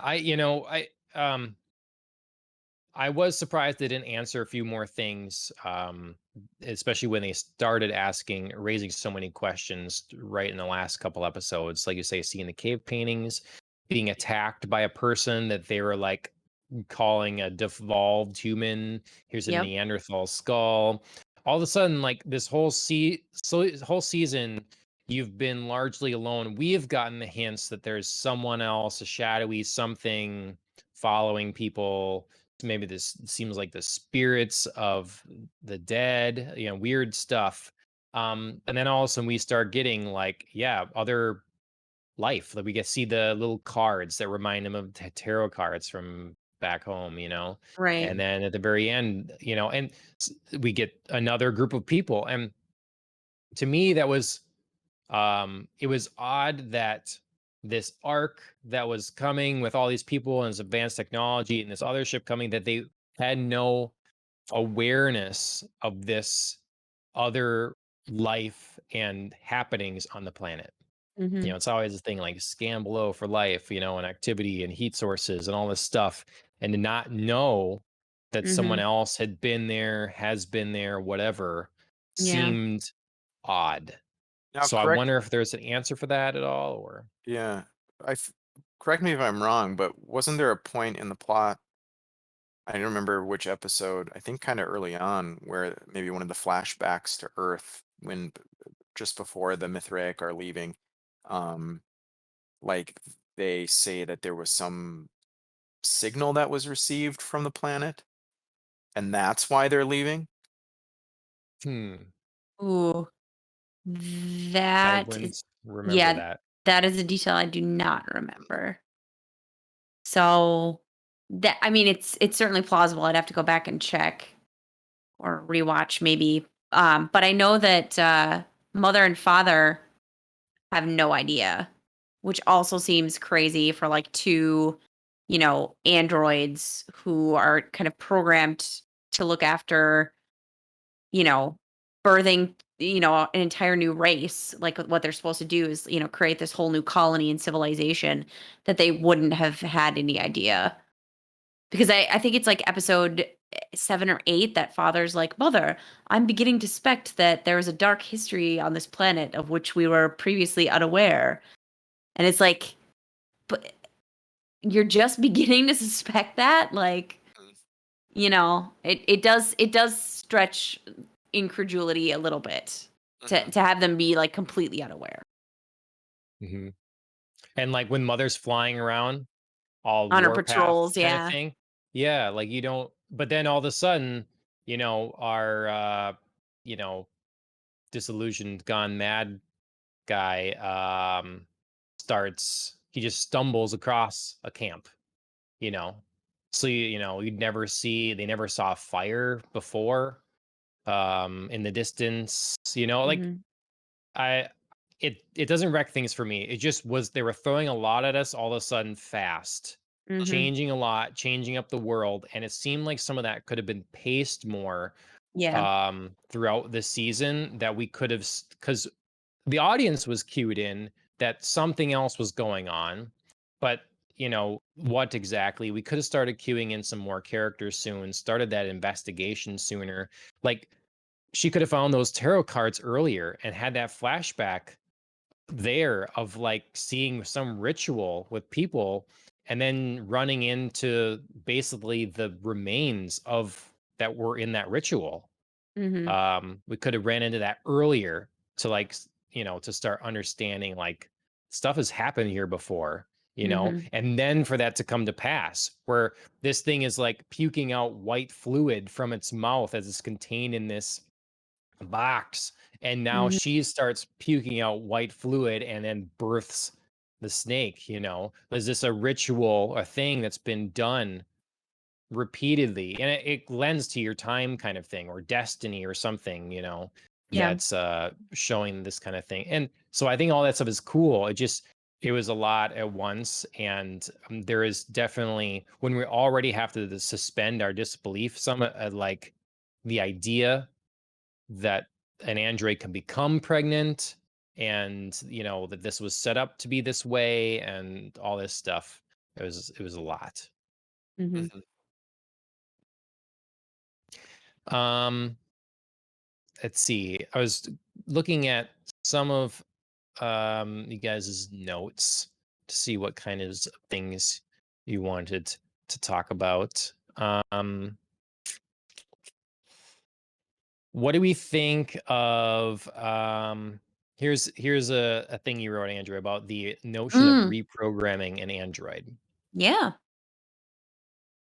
Yeah, I was interested um I mean, firstly, the idea of, kind of older Campion, uh Earth Campion, whatever however you kind of want to define him from, our child raised on Kepler. Um he's the leader of the atheist movement, and he's, mother's creator, she called him, father's creator. And he takes her from the Mithraic cult, religion, whatever you want to call it, and reprograms her to be like the exact opposite of what she was. She was, kind of a war machine that they call a necromancer. Um, and he reprograms her not only to completely believe in like the atheist cause and belief system, but also to be a caregiver. I mean, she's still got, like she's got the feature where she can turn back into, the necromancer, and she can, destroy. But her primary function is to now raise and nurture life, which is like the complete opposite of what she was programmed to do. Um, and it's weirdly reminded me of like the Terminator, where, like this Mm. killing machine is like sent to destroy one woman so that the leader of the rebellion against the machines will never be born, and like that's his sole function. And then in Terminator 2, he's been like completely reprogrammed, and like his only function is to save them. And we love that idea. We love that sort of like complete 180, that if we just like switch a few wires and, enter a few codes, this being can be completely different from what they were. And I just sort of wondered, um and we see that to a smaller extent with Father too, when he gets like retaken by the Mithraic and gets reprogrammed to just do his like original service mode. Like, I just wonder if we like that or we're fascinated by it because humans can't really do that. There's no like switch you can push on a person and have them do like a personality 180. You know, we like redemption stories and we like the idea that people can be changed, but it's always hard. It's always, this like epic journey to change somebody, whereas like an android, you could just switch it up. Mm-hmm. Yeah. I don't know. No. Maybe I just Yeah. like talk No, to myself through my own theory, but I yeah. No. find it I mean, I find it it's very interesting. Mm-hmm. yeah. Is it born out of like the technical or practical elements, like how we think of computers, or is there Mhm. a greater desire, like you say, to be able to change oneself and an envy there? I mean, we Mhm. certainly see, why do we create, or why is the ideal to create robots or androids that look like us, that walk like us and function like Mhm. us, when we could make something more efficient, or whatever. Mm-hmm. Mhm. So there's always that kind of question. Obviously, for raising children, I mean, you want that, you get that empathy, that bond from a human face, Yeah. that Mhm. an R2D2 would accomplish less. You gotta, if you're gonna have them do human-like, if their purpose is to serve human-like functions, you have to get them out of the uncanny valley, right? Because otherwise, Mhm. Yep. humans you're using them to train or teach or whatever aren't Mhm. gonna actually listen or are gonna be afraid, So Right. I think that's actually, not to change to a whole. You're gonna lose you lost my video. I'm sorry. It's I'm having okay. technical difficulties and I'm just done with it. Anyways. But no, so I was just thinking, with kind of on that subject, like Mhm. taking another sci-fi, favorite sci-fi story of mine, Interstellar, and you think about like Oh, yeah. the AI or the robots or the androids, and that I don't know if they're really androids, but whatever, the robotic monoliths that are assistants in that movie, and how they communicate like humans and they're intelligent like humans and they serve lots of purposes and they're not built to look like humans at all. But like as I'm watching that movie, for example, I can't help but feel unsettled when I'm watching like something with Hmm. human level intelligence that isn't human, and then Mhm. you look at something like Mother and Father, you know, which very closely resemble humanity and, look and think and operate much like humans do. And it's a lot less disturbing. At least to Mhm. at least enough so that you felt, or I felt like I could, connect with these characters, Mhm. and actually, empathize with their plight, I guess. What. Yeah, I mean, it clearly seems to work on like the children too, like the Mithraic children that Mother ends up taking. I mean, they end up falling into like calling them Mother and Father Yeah. without irony, I think. Um, by the end, and they sympathize with them, and they want, um, when they're reprogrammed, they want the old like nurturing, empathetic like mother and father, the human like qualities, they want them back. So, yeah, I mean, yeah, it's very interesting, like, this notion of it's just programming and you can switch it, but it's clearly meaningful. Right. Yeah. Did you ever see the movie? What was it? We covered on this before, Andrea. Was it Mother? Yeah, we did. That that has the mother that does not look like a human. Yep, definitely So just like straight up robot. yeah, Oh, is this yep. the one with what's her name? Yeah. In the boxing movie. Lawrence? Or am I thinking of something different? Sorry, who did you say? Jennifer Lawrence.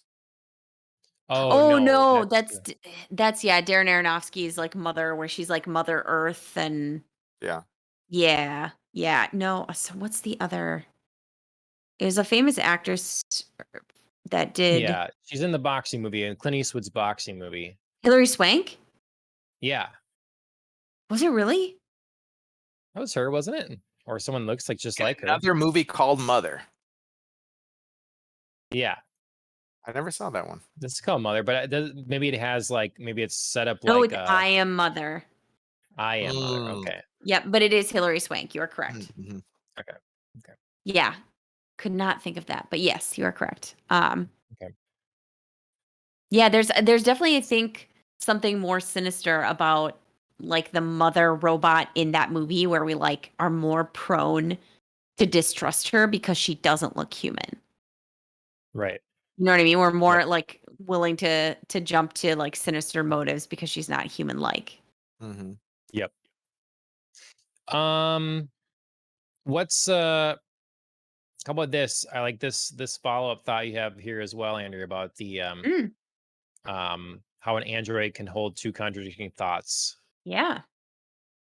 So I just when they're kind of further along in their colonization, and father's teaching all the children to hunt because he feels he has to make himself more useful. That you've got to start looking out for their survival. Mother and father aren't going to be there, so it's kind of like the independence. We've got to teach them to be independent. um Campion does not want to hunt. He doesn't want to harm another creature because apparently his sense of empathy is so developed that he just like, can't stand the thought of that. Um, so I just thought it was really interesting where he it's like right after he has a disagreement with the other children about, going hunting, and I think about something else, and he punches Paul and then runs away, and mother is yelling at him about how, you have to practice pacifism, like you can't do violence against your fellow human beings, and violence isn't the answer. And then he's like, okay, well then don't make me go hunt with father. And she's like, nope, you have to learn to survive, go get hunting. Mhm. And it just felt like very contradicting to be like, pacifism is the way, now go do this violent thing for your survival.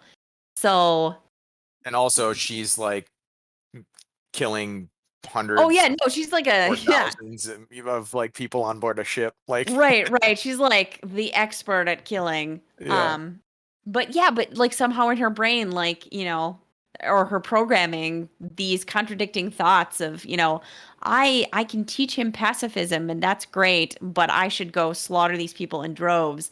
And then also like he should not, commit violence, right. but then like go hunt, which Right. is by its very nature violent. Um yeah, it really intrigued me, and it was like, is because if you think of a robot or an android as like solely logical, like like they're so emotionless and reason is their guiding principle, then she should be able to recognize like, oh yeah, that contradicts itself, so I got to choose one or the other. And I just thought like, is her capacity to hold those thoughts, because humans hold those thoughts because Right. we always hold like double standards in our brain and think it's perfectly logical. Monkey see, monkey do Yeah. Yep. kind of thing, or do as I say, not as I do. I guess. Right, exactly. Which is very parent like of her, Right. if Right. that's the case. Not gotten to that stage of parenthood myself, since my daughter cannot, understand words yet. But Mm-hmm. yeah, it was very interesting to me because, we think of androids as like more rational creatures. Yeah. Well, that seems like a very, mama or papa bear type mentality, right? Like, Mhm. obviously, I don't want to teach my kids to be murderers or killers, right? But Mhm. I got to do what's necessary to, Survival. yeah, to protect my kids, sustain their life and livelihood, right? So, Mhm. if that means mass genocide, then I guess that's what it's going to take. I mean, it is the error though of using the word pacifism. Then Mhm. you know, like if you're going to almost like this is a doctrine or this is a core tenet of like what how you live, like that's a mistake. The Yep. teachings can be, um, you know, don't do unjust harm, like don't do violence unto others, when not 100% necessary, kind of thing. Like there can be lessons, and I suppose the idea maybe is that something more nuanced is more difficult for a child to understand, but at the Mhm. same time I feel like the logical android is more of, well, you got to face reality. You have to face reality here, and this is the situation or whatever. And so therefore, you know, like you say, you must hunt, you just must do this, whatever. And so it seems like they're underestimating the children to have to like try to dumb it down to Mhm. never be violent. Hmm. I don't know. I thought this would be interesting for you, Shane, because I know you've talked before about like the difference between animals and humans and like that distinction. And are they right to teach the children pacifism? That's a tough question. I don't know. In the context of the show, I mean, it is what it is, I think. I don't know. I felt like there was, yeah, obviously there were um, a lot of contradicting, you know, choices made by almost all the characters, right? Like none of them are, or all of them are fallible in their own way, and they all make like contradictory choices. Uh, Mhm.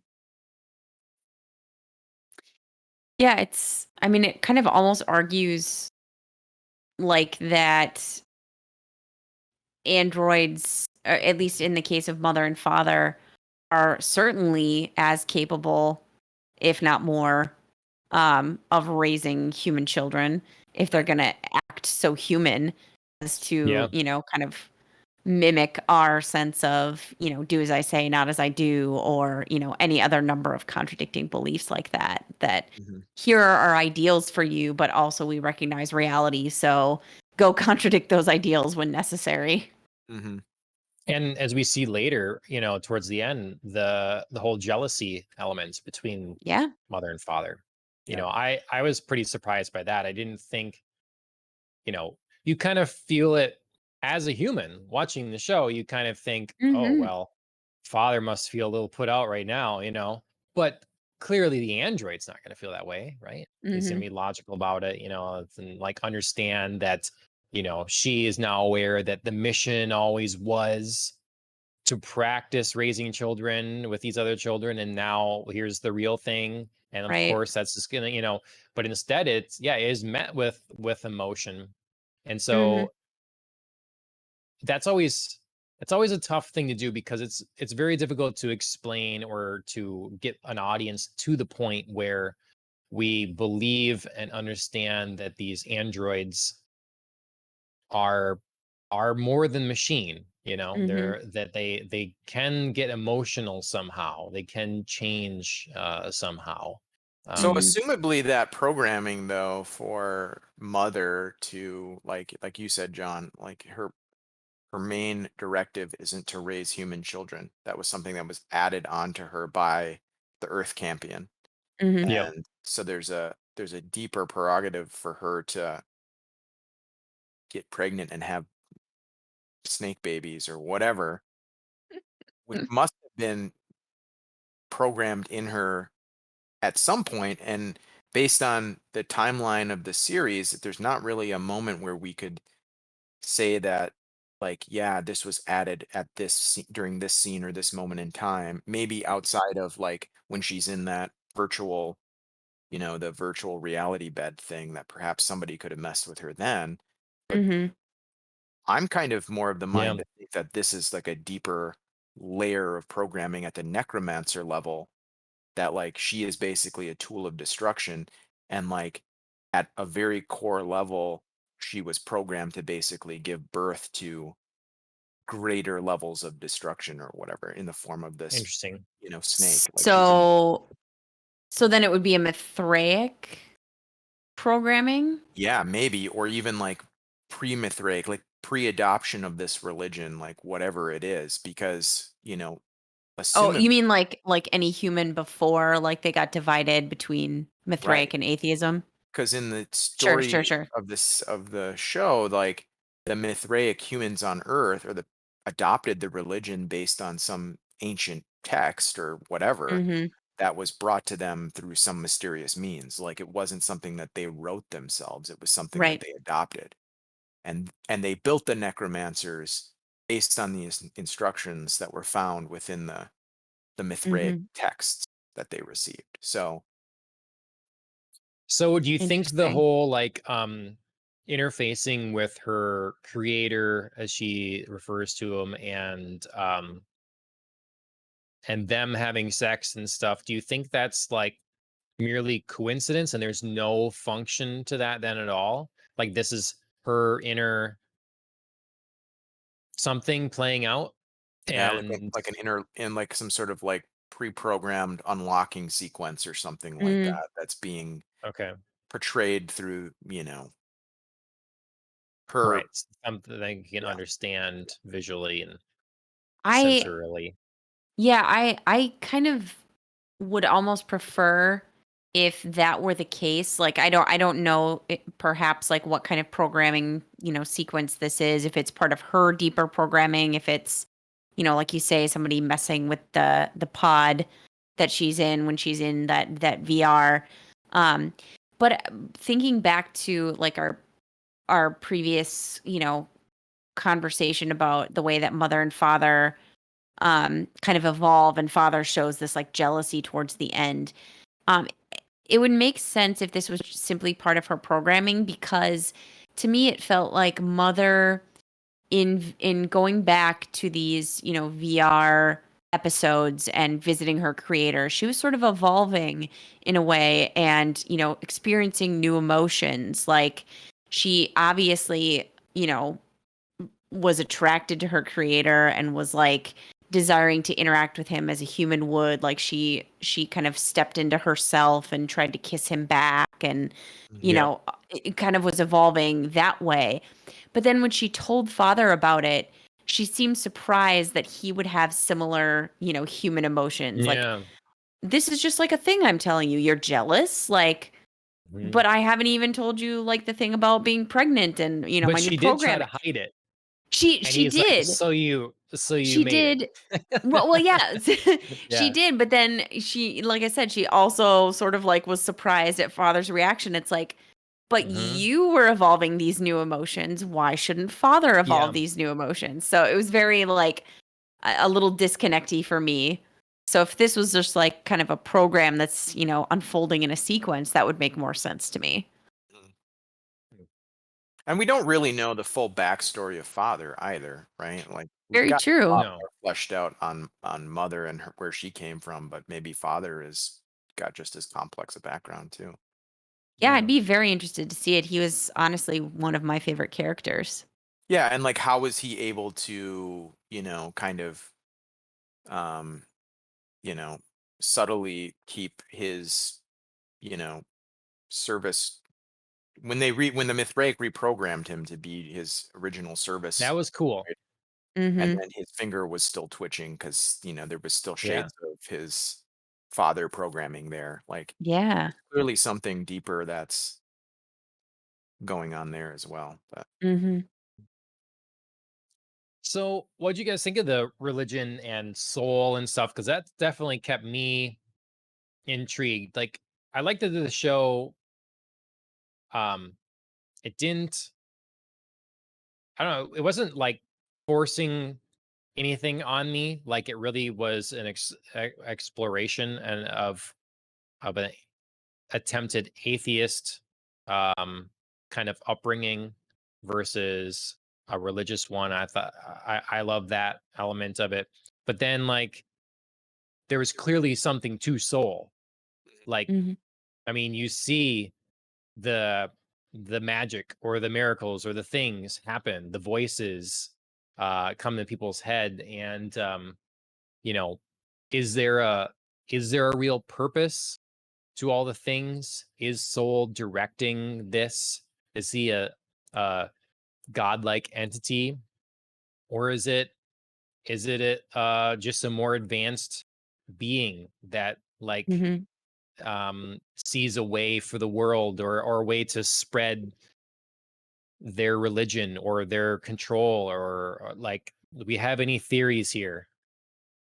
Who is Soul? The Yeah, snake. The I'll wear the snake. shirt. The Yeah. snake is Soul. Yeah, They yeah. they Seriously, both is begin there with a S. yeah? Who is there is there a shirt that says "Who is Soul"? That'd be a good shirt. I I mean, we would. can make one. Let's make one. We'll put that star Yeah. sun on us. Yeah. Yeah, um. No, I think that's the biggest question that's left over. Mhm. Obviously, there are a lot of questions left over, but the biggest question I think is who is Soul and what is he or she or it trying to accomplish? You know, whose side are they Mhm. really on, or are they just playing everybody basically? Are they manipulating everybody? Because it does seem like the Soul voice speaks to whoever. I think the only Mhm. we haven't seen the Soul voice speak to are the androids. Mhm. Yep. But otherwise Mithraic, atheist, children, adult, like the voice Mhm. is spoken. So um, Did the voice speak to any women Yeah, in I the was just show? thinking about that, and it's like, not that I know of, Yeah. not that I can think of, nothing clear because, Yeah, I um, mean, like, we had the female I mean, obviously not Sue that we saw, but I was thinking about, like, the female, like, priest or whatever you'd mhm. call her, Well, there was mm, the little the girl older that jumped into the hole. Um, Callie? yeah, I think there was some wasn't allusion. she like after something? Yeah. Yeah. Maybe. I wasn't sure if that was a voice or if that was something else. Yeah, nothing that I think that they outrightly demonstrated, like from the point of view of the character, they're hearing the voice. So I think you're Sure. right, right Soul is there. sexist because it's always, I mean, like when you think about it now, like there's always been a woman really getting the raw end of the deal on a lot of the commands, Mhm. so with Marcus, obviously we have the breakup of a long-standing relationship Mhm. as Marcus starts to go crazy. Um and then their son eventually hearing Soul's voice and shooting his adopted Mhm. mother. And then the poor girl that was raped by the Mhm. guy in the helmet. Mhm. Yep. Um, Tempest, yeah. yeah, and so you start thinking about these things like, what is the purpose? Like if this is a god and a benevolent one, or one worth worshiping, um, what is the design here? Mhm. Are we gonna get that design and understand the meaning and the purpose like that, or are we gonna find out that, I mean, certainly for ages, people have worshiped gods not because they were worthy of worship, other than just like, Mm. you have complete power over my existence, I believe. So therefore, please, please, please take my goat and harvest so I may, not Mhm. die this winter or whatever. So I find a lot of like similarities between this series and the Prometheus and Alien Covenant movies in the sense that like the androids, I guess even Alien, the original Alien too, like the androids as they're presented are basically just like these kind of like, or the AI or whatever are just kind of like these they're just there to experiment. Like they don't really have holdups, like ethical holdups with regards to experimenting with life. And like the whole point of it is to create more and more advanced lives, or to put creatures in a situation where like they're going to be challenged by each other, and to like see what happens, basically. Like maybe there isn't a Mhm. goal. Maybe soul is like an AI. Maybe the soul is like that black polyhedron that's buried in the, in the desert, and is like just controlling things to bring people to this planet to sort of like see what happens, which would be kind of I don't know, it'd be kind of a weird narrative, I guess, to end on. Is Hmm. here's what soul is. It's just all random. But Right. I know that is a common thing in like the Ridley Scott type, like there's not necessarily reason behind why people do the things that they do, but Mhm. they're they're making the choices sort of like based on their demonstrated influences, whether it's through their parents or their teachers or whatever, that like um yeah, I don't know. So I think that like, you know like if we think, I don't want to get away from Raised by Wolves, but if you think about the Mhm. David character in Prometheus, for example, like he is basically doing what he's seen done in his entire existence, which is like the sort of like creation of life. And like his father created him, and he wants to create his own life. So he creates his own life, and Right. I'm kind of getting that same sort of feel from the soul entity, like this sort of like, what's going to happen when we put these elements together, or and not really know the outcome, just kind of go for it. Mhm. Sure. Yeah, it's a tricky thing to make satisfying for an audience. You got to make Mhm. sure that um, if you build too much that feels like a grand plan or grand scheme or something, and people talk about that. The kids are talking that we're here to witness the birth, that kind of thing. Then yeah, you just have to I think, be careful with that. Though I do in general like and find it far more plausible the idea of vengeful, terrible, human-like gods. Mhm. It's something we always like about whether it is Roman mythology or Norse or whatever, the Hmm. idea that there are many gods and they quarrel with one another. They're Mhm. fighting all the time. They're cheating on each other. Like it's a debaucherous, terrible, awful thing. And then Mhm. they have rule over, dominion over some important aspect of your life. It seems Mhm. m- it seems way more plausible than a omnipotent being that can do no wrong. I think Mhm. that just like to me just goes beyond the pale of believability. So when Yeah. you know, so I do like that kind of idea. Hmm.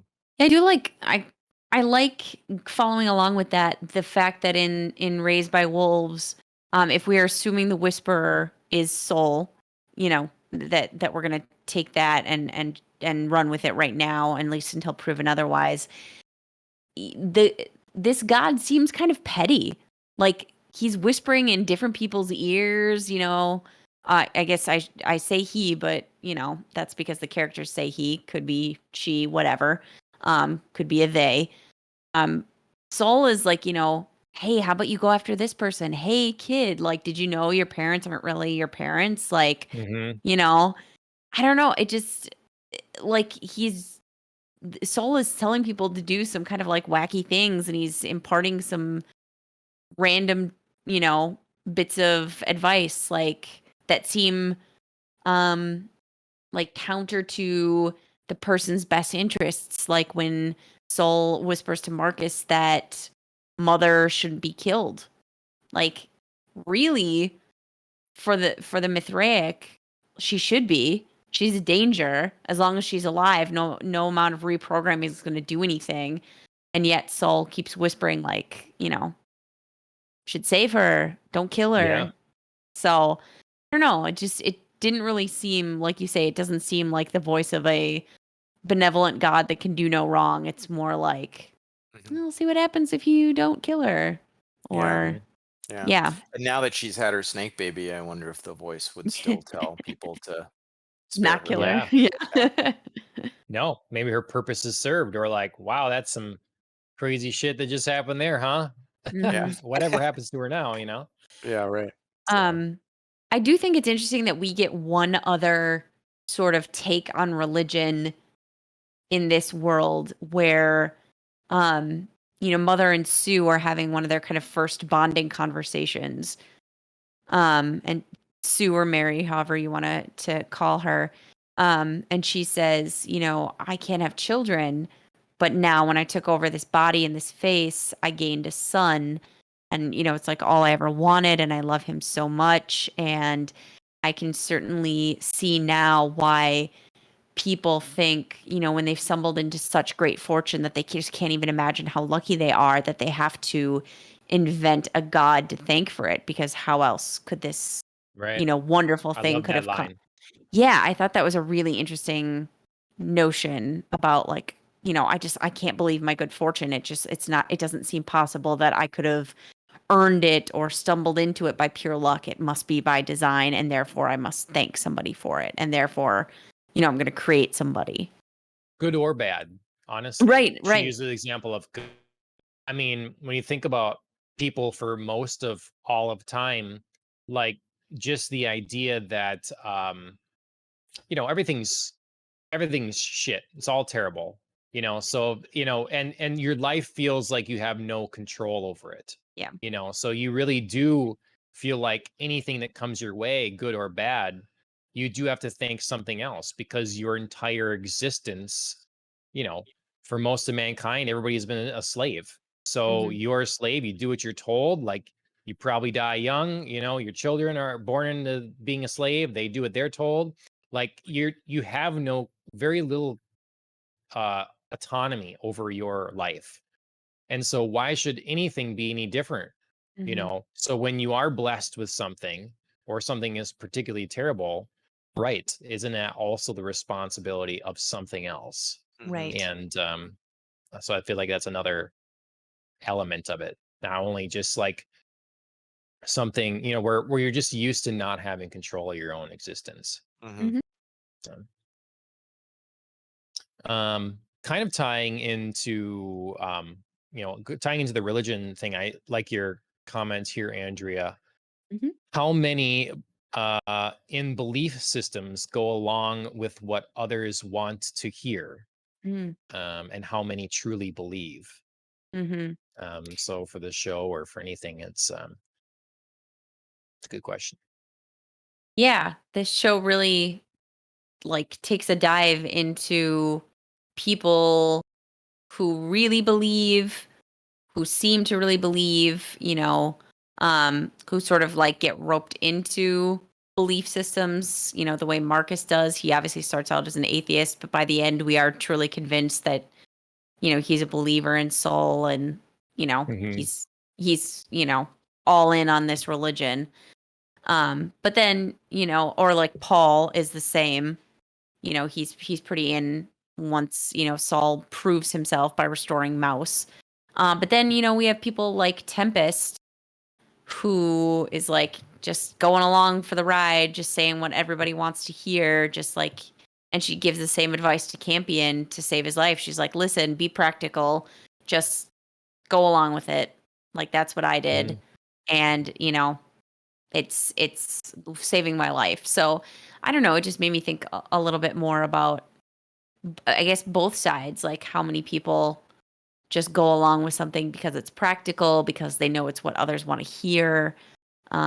Maybe because that's the way that they were raised and they don't really believe it, but they're just like, yeah, my parents or my father figure, mother figure, you know, believes in How- this thing. So there's And there's a and lot of different that in this show. Go ahead, and Shay. in extension to that, like how many of the supposed true believers, right? Like I see in your comment, you kind of have in parentheses Paul, like would maintain that sort of Mhm. that strong strength of belief, right? That conviction if they weren't, you know, if they didn't have the eye of their God, if they weren't hearing the voices, or if they weren't being praised by the high authority of the religion as being sort of like prophet like by building my little sandcastles or whatever, Yeah, right. if all of a sudden it turned on him. I think we have an example of that in the show, right? Like in the form of Marcus and Right. him hearing the voice, and then for the rest of the season, like not being able to hear the voice and basically doing whatever it takes to try to hear the voice again, to the point where Right. he's now losing his mind. Right. Well, and that's so interesting. It's like, how long is he gonna keep trying? Like, is he now a true believer that just because he heard it that couple of times, like he's like, I'm gonna do anything or to get it back? Or is there eventually a point where he says, I'm through? Yeah. I want to Will there be destroy enough the of his mind to like rationally say I'm done? yeah. Like I want to destroy the God that set me on this path, this supposed Hmm. God that set me on this path and betrayed me or left me alone or whatever. Yeah. Yeah. It'd be interesting. Yeah. I mean, you see the depth of his belief where it had gotten them, because then he starts taking everything as a sign. All the Hmm. church, temple burns down, sign. And then he sees, like, I don't know if he sees a bird, or but then he sees the ship, and he's like, and he's thanking Soul at these different moments, like, Hmm. thank you for showing me or whatever. Yeah.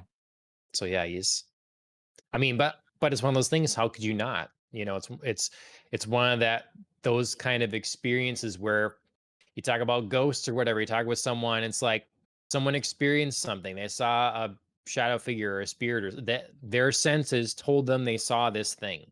Hmm. Yeah. So that's a pretty powerful thing to then have to deny.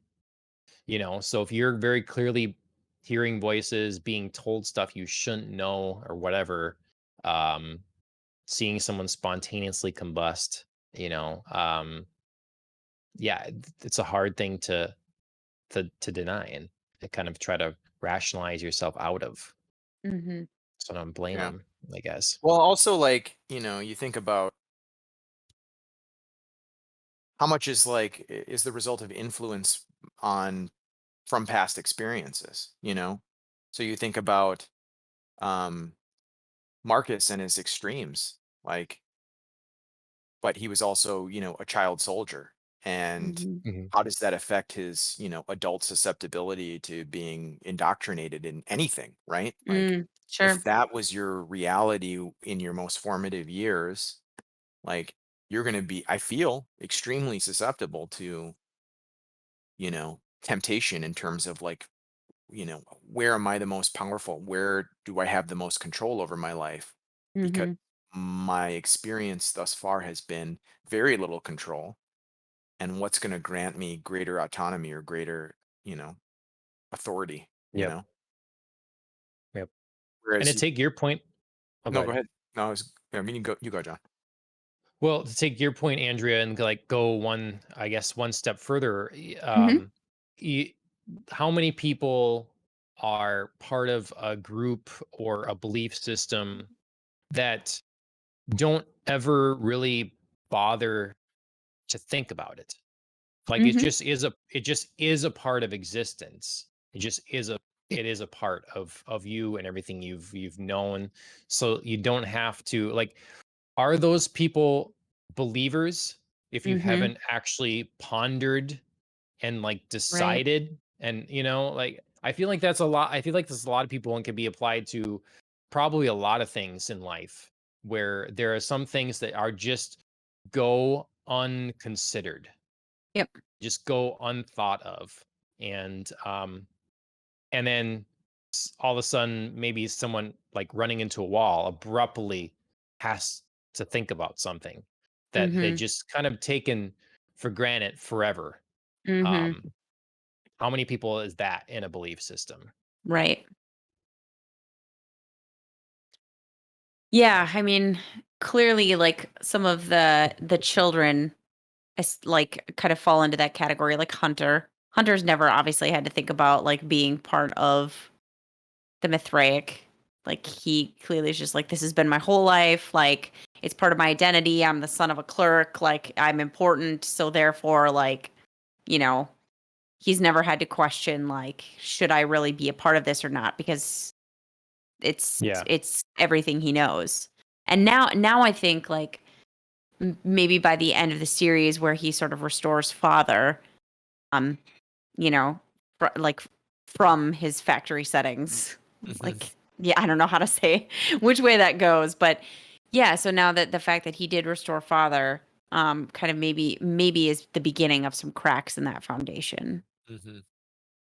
But he was very passionate at the end about, again, like feeling that this was their purpose, and then I they were there agree. to. But yeah, I'm just saying like maybe this is like the beginning of like some question marks or like Yeah. even the possibility of there like being a question. I Because loved those. oh, I was just gonna say like because I just don't know that like Paul's gonna sustain this level of like, fervent belief in Sure. Saul. So could go some interesting places next season. I loved the early stuff where they were dealing with the children and sort of Mhm. that like kind of fight between, well, we do this, we pray, we have this, and then the and mother and father forcing them to not, you Mhm. know. That's kind of an interesting. um I thought they handled it well, and I don't know how it ultimately affected the kids. I think it's kind of one of those things where, you know, when you're told to hate or to not pray for someone because they're gonna be damned or whatever, but you've never met one of those people that you're saying should be damned. Mhm. It's a lot easier to do, and then you meet them, and it's like clearly they've developed a care for Campion, who's an Mhm. atheist, and for the mother and father, and as we see the believers following Marcus, yet when he's asked, like, could you Oh yeah. pray for my father, and he's like, of course, it's like, and then like, well, we would never do that, Yep. never pray for someone that was fallen, that was deemed unworthy, and you know, it's like that shows your level of devotion. But again, and we see it with the kids where you're confronted with people that, oh, they don't seem so bad.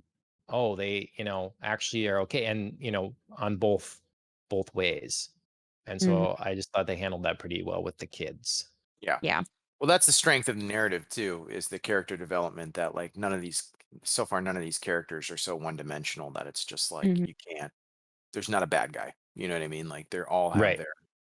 their strengths and their weaknesses and they're all relatable in some way. And the ones that are slipping further and further away from their humanity are, we were on their side at one point. And so it's Mhm. fun, I guess, as the viewer to watch that transition.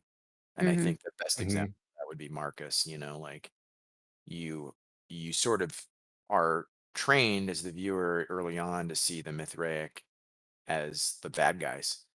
And then Hmm. you find out, oh, like the atheists are recruiting children to be part of their army, and like Right. basically sending them out as suicide bombers or whatever. And like, Yep. okay, maybe they're not so good. And then, I don't know. And then it just kind of spans from there. And then he has this sort of redemptive moment with Mary, when they're in the cryo sleep or whatever, the VR thing, and they find Paul and they become parents, and then they're a happy family and they feel like complete characters now. Mhm. All of a sudden, all of that has sort of gone away Right. because of the shifting dynamics and how this character is evolving and, falling into, more depravity, I guess, in a sense. But we don't know Mhm. what the android eye will do to him. Yeah. What a weird like punishment. I didn't understand. I'm like, was that Making his a veins pop. cyanide thing? But then it looked like yeah, I don't know. That was very weird. And Like, did he know something it was gonna do explained. something crazy, or was he just like, "Yeah, gotcha. Maybe it'll explode from the inside," or Yeah. Choke on this, buddy. Yeah, I don't Like, know. It seems so very random that he just like fed him the eye and then left him there. yeah, it's gotta be a known thing, right? Right, Like Like yeah, poisonous. Yeah. Android parts being toxic or Hmm. something right. to consumption. They all have barcodes on them that say, do not ingest. Yeah. It's, Do not eat warning eyes. labels. Oh Yeah, boy. they gotta keep the They're like lawyers McDonald's at bay. coffee. Caution Litigation. hot. Yeah. Yeah. Yeah. Um, Yeah, yeah, that hopefully was an that'll odd thing. be yeah, hopefully that'll be explained somehow in season 2 that, it's Hmm. either some sort of like poisoning thing or, he expected the eye to make him explode or something. I don't know. Mhm. Was definitely getting some Mad Max vibes from the captive that Mother was draining of his Yeah. blood. Here's my blood bag, basically. Mhm. Mad Max Fury Road kind of thing. Yeah. I thought that was interesting. That was very odd. Again, it was a quick thing Detour. where she sees the tarot card, which is clearly like a computerized something, like Mhm. a keeper of a memory or something, of information that then Soul tells Paul to destroy, apparently. But she gets this sort Yeah. of like vision, and during which time this guy is able to like reverse the blood flow and get like super hulked. That was kind of an odd, unexpected Yeah. thing. You know, I Mhm. don't, and I didn't really exactly make sense to me, but Because he's pumped up with android blood now. Is that what it was? Because he took I don't back know. I mean, he blood. got his blood back, Yeah. but yeah, I don't know. Or he was like maybe stealing from the fetus, which we still don't Right, know a whole bunch about, like the snake right. thing. And maybe it's like super strong. I don't know. Cause didn't Sue once she like scanned the baby was like, your baby's gonna Gonna be be a like off strong the baby, yeah. charts. Yeah. Hmm. Boy, So was she right. yeah. Just definitely not in the way she thought she was gonna be. Yeah.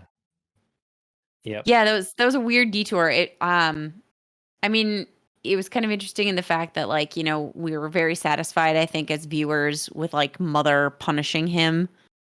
There's something very satisfying about like he's finally, being used like the way he used others and like, Yeah. he's slowly gonna die. And then it was a very interesting, like sudden reversal. Um, Possibly just like a showcase for some Tempest action, but still. I don't know if either Is of you noticed this, but the giant snake, when it was not a giant, before it was a giant snake, when it was a baby snake, It's just like a ball. it was just like it was a baby snake, floating Well, around, baby snake or whatever. When she like first had it, and it's like coiled oh, around her and oh, stuff. sorry. Sure. So yeah, I didn't know if you meant like when she like looked inside her stomach and was No, no, no, like, no. "Look at this ball thing." Okay, Yeah, sure. yeah. Um, they reminded me. Did you see the movie Dreamcatcher? No. oh yeah. Like the Boy, alien. in the theater. That was a long time ago. Yeah, there's like an alien in that movie that is like a lamprey type snake thing that you see at the end of the movie. It's like the villain. I don't know. Anyway, it was Okay. Yeah. the exact same asset that they used for the show as from that movie. But Stephen Interesting. King. yeah, Stephen exactly. King. So I'll Yeah. have maybe to this look is that part of up the now. Stephen King universe. Black Tower, Dark Tower, uh whatever. oh man. Sorry. Oh, So now I'm like interested in this. I really like the connection of the skulls in the sand and stuff. And now we Mhm. have this giant snake. I think that's Mm. very interesting. I like that. Kind of hope there's something to that. Would we say Hmm. that our antagonist is Soul? Like you had mentioned, like no one's the bad guy. Is Soul right now our antagonist? I feel like the snake is our antagonist right now. Well, at the very end, I mean, Okay. it feels that way, right? Yeah. But I mean, like going through, I mean, obviously there's a lot of Sure. like man versus nature sort of things. But then, and man versus man. But if, you know, I don't know, we jump If between Soul wasn't characters a lot. whispering. Yeah, like I don't know. And it always ends badly for those that hear Soul. Like if the first guy, well, first of the guy in captive that did the raping ended Mhm. poorly for him. Then the guy that was the leader of the church, she Ambrose, yeah. started on fire. Marcus, though he has not met his end yet, clearly has been a tortured path, and we're seeing that. And so then what becomes then of Paul? I don't know. Like, he's so far, it's brought nothing but destruction, it seems, or danger. So I don't know. And he Saul, our does antagonist. try to shoot his mother. I mean, not his mother, but his mother. Yeah. Not exactly like a great one of the few adults who could like help take care of all of them. Yeah. And how much do you care about the baby? You know, like, she's been the one that's been watching over mother and stuff. Mhm. Well, I So think you're right. I think the narrative has drawn so far the clearest picture as to who or what is the primary antagonist is seemingly Saul at this point. You're right. There is nothing beneficial that comes from listening to him or her or it and following its directives. So he's Right. not like, go south 4 miles, you'll find yeah. yeah, like, Yeah. it's like, so, um, okay. Is there anything else? We have stones we left unturned, Yeah. Hmm. hot issues that we've not brought to the surface. Did we talk about the white android blood? We didn't. Why white? I I mean, love I, this. I get it for the context of this show because they had a sex scene where they basically get covered in white android blood. Was Yeah, that's very. hot. I was gonna Yeah. say the scene What itself. production assistant like was just standing up top pouring gallons of milk or whatever syrup Elmer's concoction? glue. Yeah, Just yeah, like, yeah, Yeah, what enjoy was this, it? Yeah. guys. yeah. Yeah, It was it's very suggestive. I will say that. mhm. Um, but yeah, other than that, Hmm. like, I know that the blood of the androids and other Ridley Scott properties is white. Yeah, it feels So, like Yeah. Alien sort of harsh. set the tone Hmm. in being like, this is Well, what androids, bleed. Hmm. aliens are green, humans are blood or red blood, right? And so androids, therefore, I mean, we don't want it to be purple. Human blood can kind of get purpley. Hmm. We don't want, black doesn't sometimes offer the contrast, or something, or it indicates like Is that more sickness or something like machine that. Yeah, Machine. oil, oil? Yeah. Um, Yeah, there's not like so I mean, you're great running color out of, options. our Android blood will be pink. It could be a selling point to a certain company's androids, Yeah. pink Could sell it color. to kids in jars. Android blood. Yeah. Pink android blood. Now I'm just getting some like horrible like Pepto-Bismol like imagery. Oh yeah. See, imagine. So see, we have the picture right up there. Imagine Oh if yeah. that scene was Hmm. just in Pepto. Yeah. I'm trying to like visualize it in different colors. I guess yeah. White is like neutral-ish. It's Yeah. stark. It's weird. It's not alive. Where do you find white much in, you know, you get some flowers, I Yeah. guess, white, I that's for think things that are alive. in terms of like the themes of the show, it actually, now thinking about it, does make a lot of sense. Because I Okay. mean, think about like parenting and motherhood. You have like breast milk, which would be white or Okay, whitish, yeah. right? And then Yep. Yes. the themes of like impregnation and gestation or whatever, fertilization, Mhm. and then Yep. a lot of the imagery there is more than just that sex scene, but like you think of like, how many times in the show did they have a scene where it was like a sperm fertilizing a giant egg? Like mother and father and their ship dropping into the core of the earth was basically like Oh yeah. exactly Yeah, yeah. that. I couldn't help but have flashbacks to like middle school health class or something like that. Absolutely. When you see the when you see the little in the very first episode, when you see the little ship come out of the wormhole and head towards the planet, there's like this recurring imagery of fertilization, right? And so, Mhm. Sure. what I'm aiming at is that, semen is white also, and that would be another example of sort of like that process, in the, you know, pregnancy parenthood type themes Mhm. that are constantly That's part of it? I don't know, Wait, what? John. Oh, okay. Well, yeah, I mean, I What take your color is point. yours? It's pink. Yeah, yeah, it's Pepto. Yeah. John's a No. Pepto machine. Got a sick stomach? I'll fix you up. John's on the way. I don't Um, know. Maybe more work than it's worth. I don't know. I'll deal with the upset tummy. I mean, I take your point there. Like for this show specifically, yes, I think that does sort of make sense in terms of like the through line that we're following here is parenthood, raising a child of some sort, who's fit to raise a child.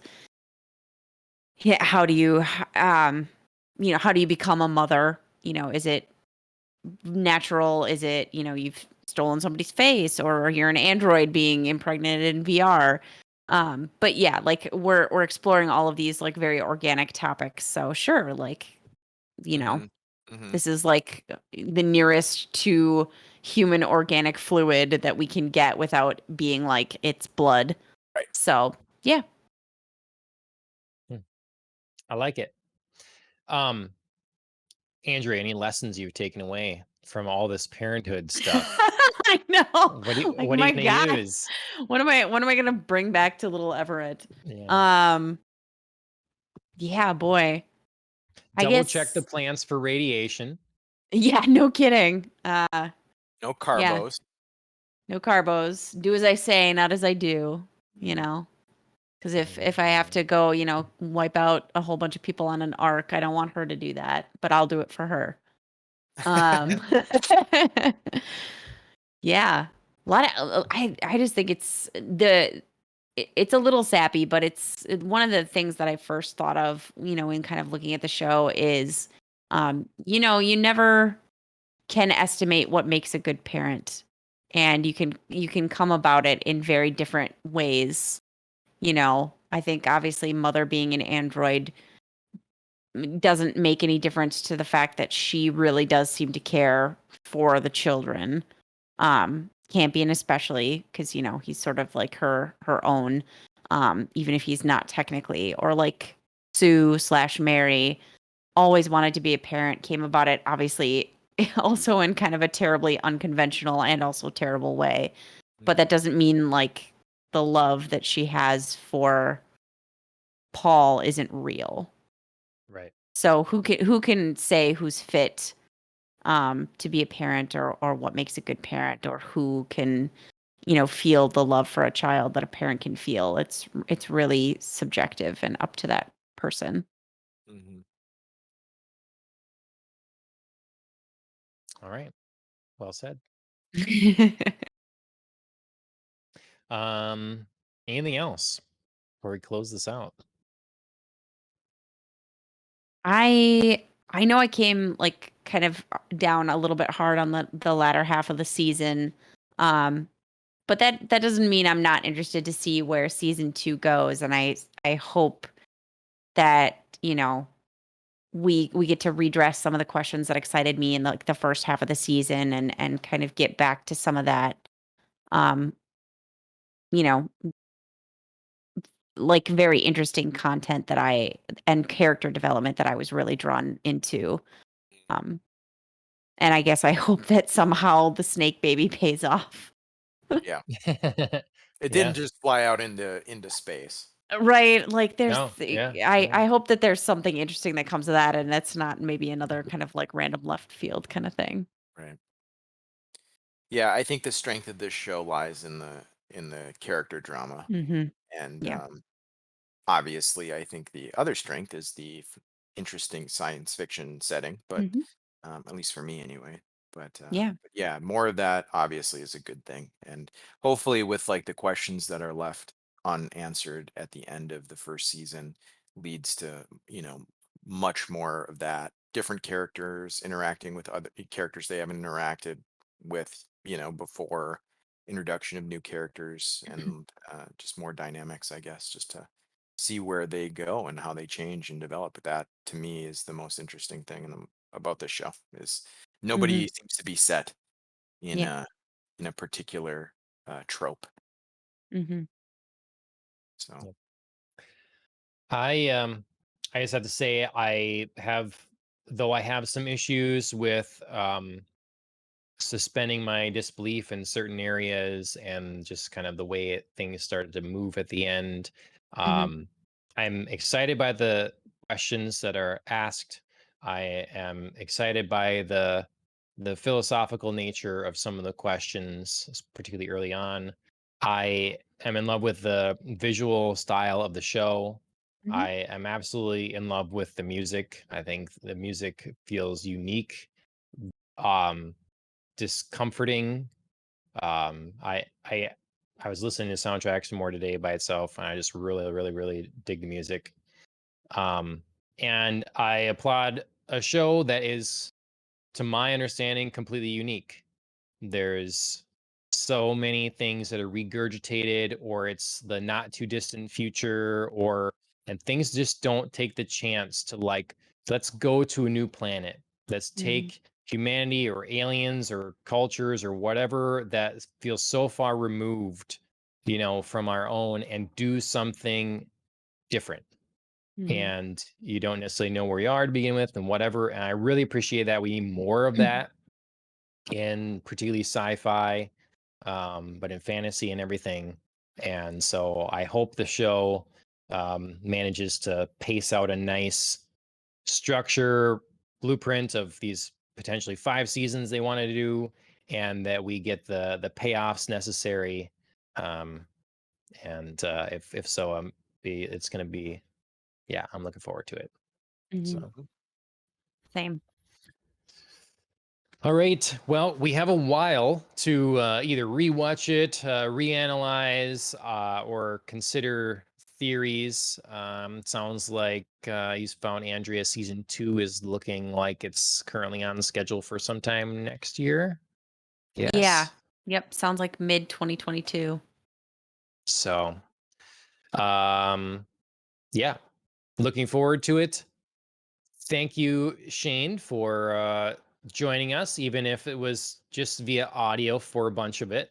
technically challenging for sure, but appreciate the opportunity. It was fun talking with you guys.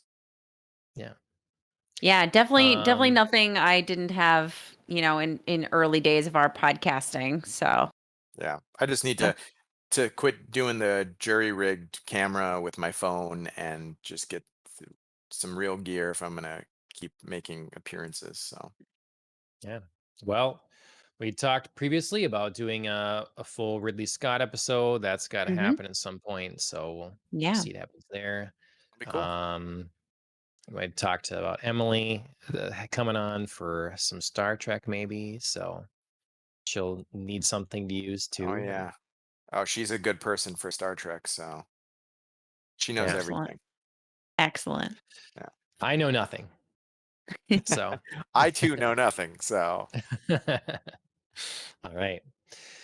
Okay, well, that's been another episode of Popcast on the Rocks. Thank you, everybody, for joining us. Please like, share, follow, subscribe everywhere that you can. We're on Facebook and Instagram. No, not Instagram. We're on Twitter. Facebook and Twitter, Mhm. YouTube, here on Twitch, if you're watching this live. Yeah, we'd really appreciate the like, the review, the share, all that sort of thing. Podcast services as well. We're also available in just audio format if you'd like. Apple Podcasts, Spotify, Anchor, and others. Go ahead, leave us a review there. Listen to us. Put us on in the background. I don't care. You can half listen to it, whatever, just hear our lovely voices kind of filling your household. Yeah, it's great. Otherwise, thank you to Killing the Flower for our theme song. They are on YouTube and Spotify and Instagram, so check out their work. I am often seen streaming, or at least heard streaming with my brother-in-law, Lucas333. That's Lucas with a K on Twitch. Typically, that's Monday, Wednesday, Friday. My hand is not allowing me to play games normally, so we've been playing a little bit of Catan. Settlers of Catan digitally. I can do that Nice. one-handed, and then they switch over to playing something else a little bit later. So you can join us for that. And I think that's about it. Episode 67 in the can. Andrea, Shane, thank you for joining me. Thank you. Thanks. Cheers, everybody. Bye.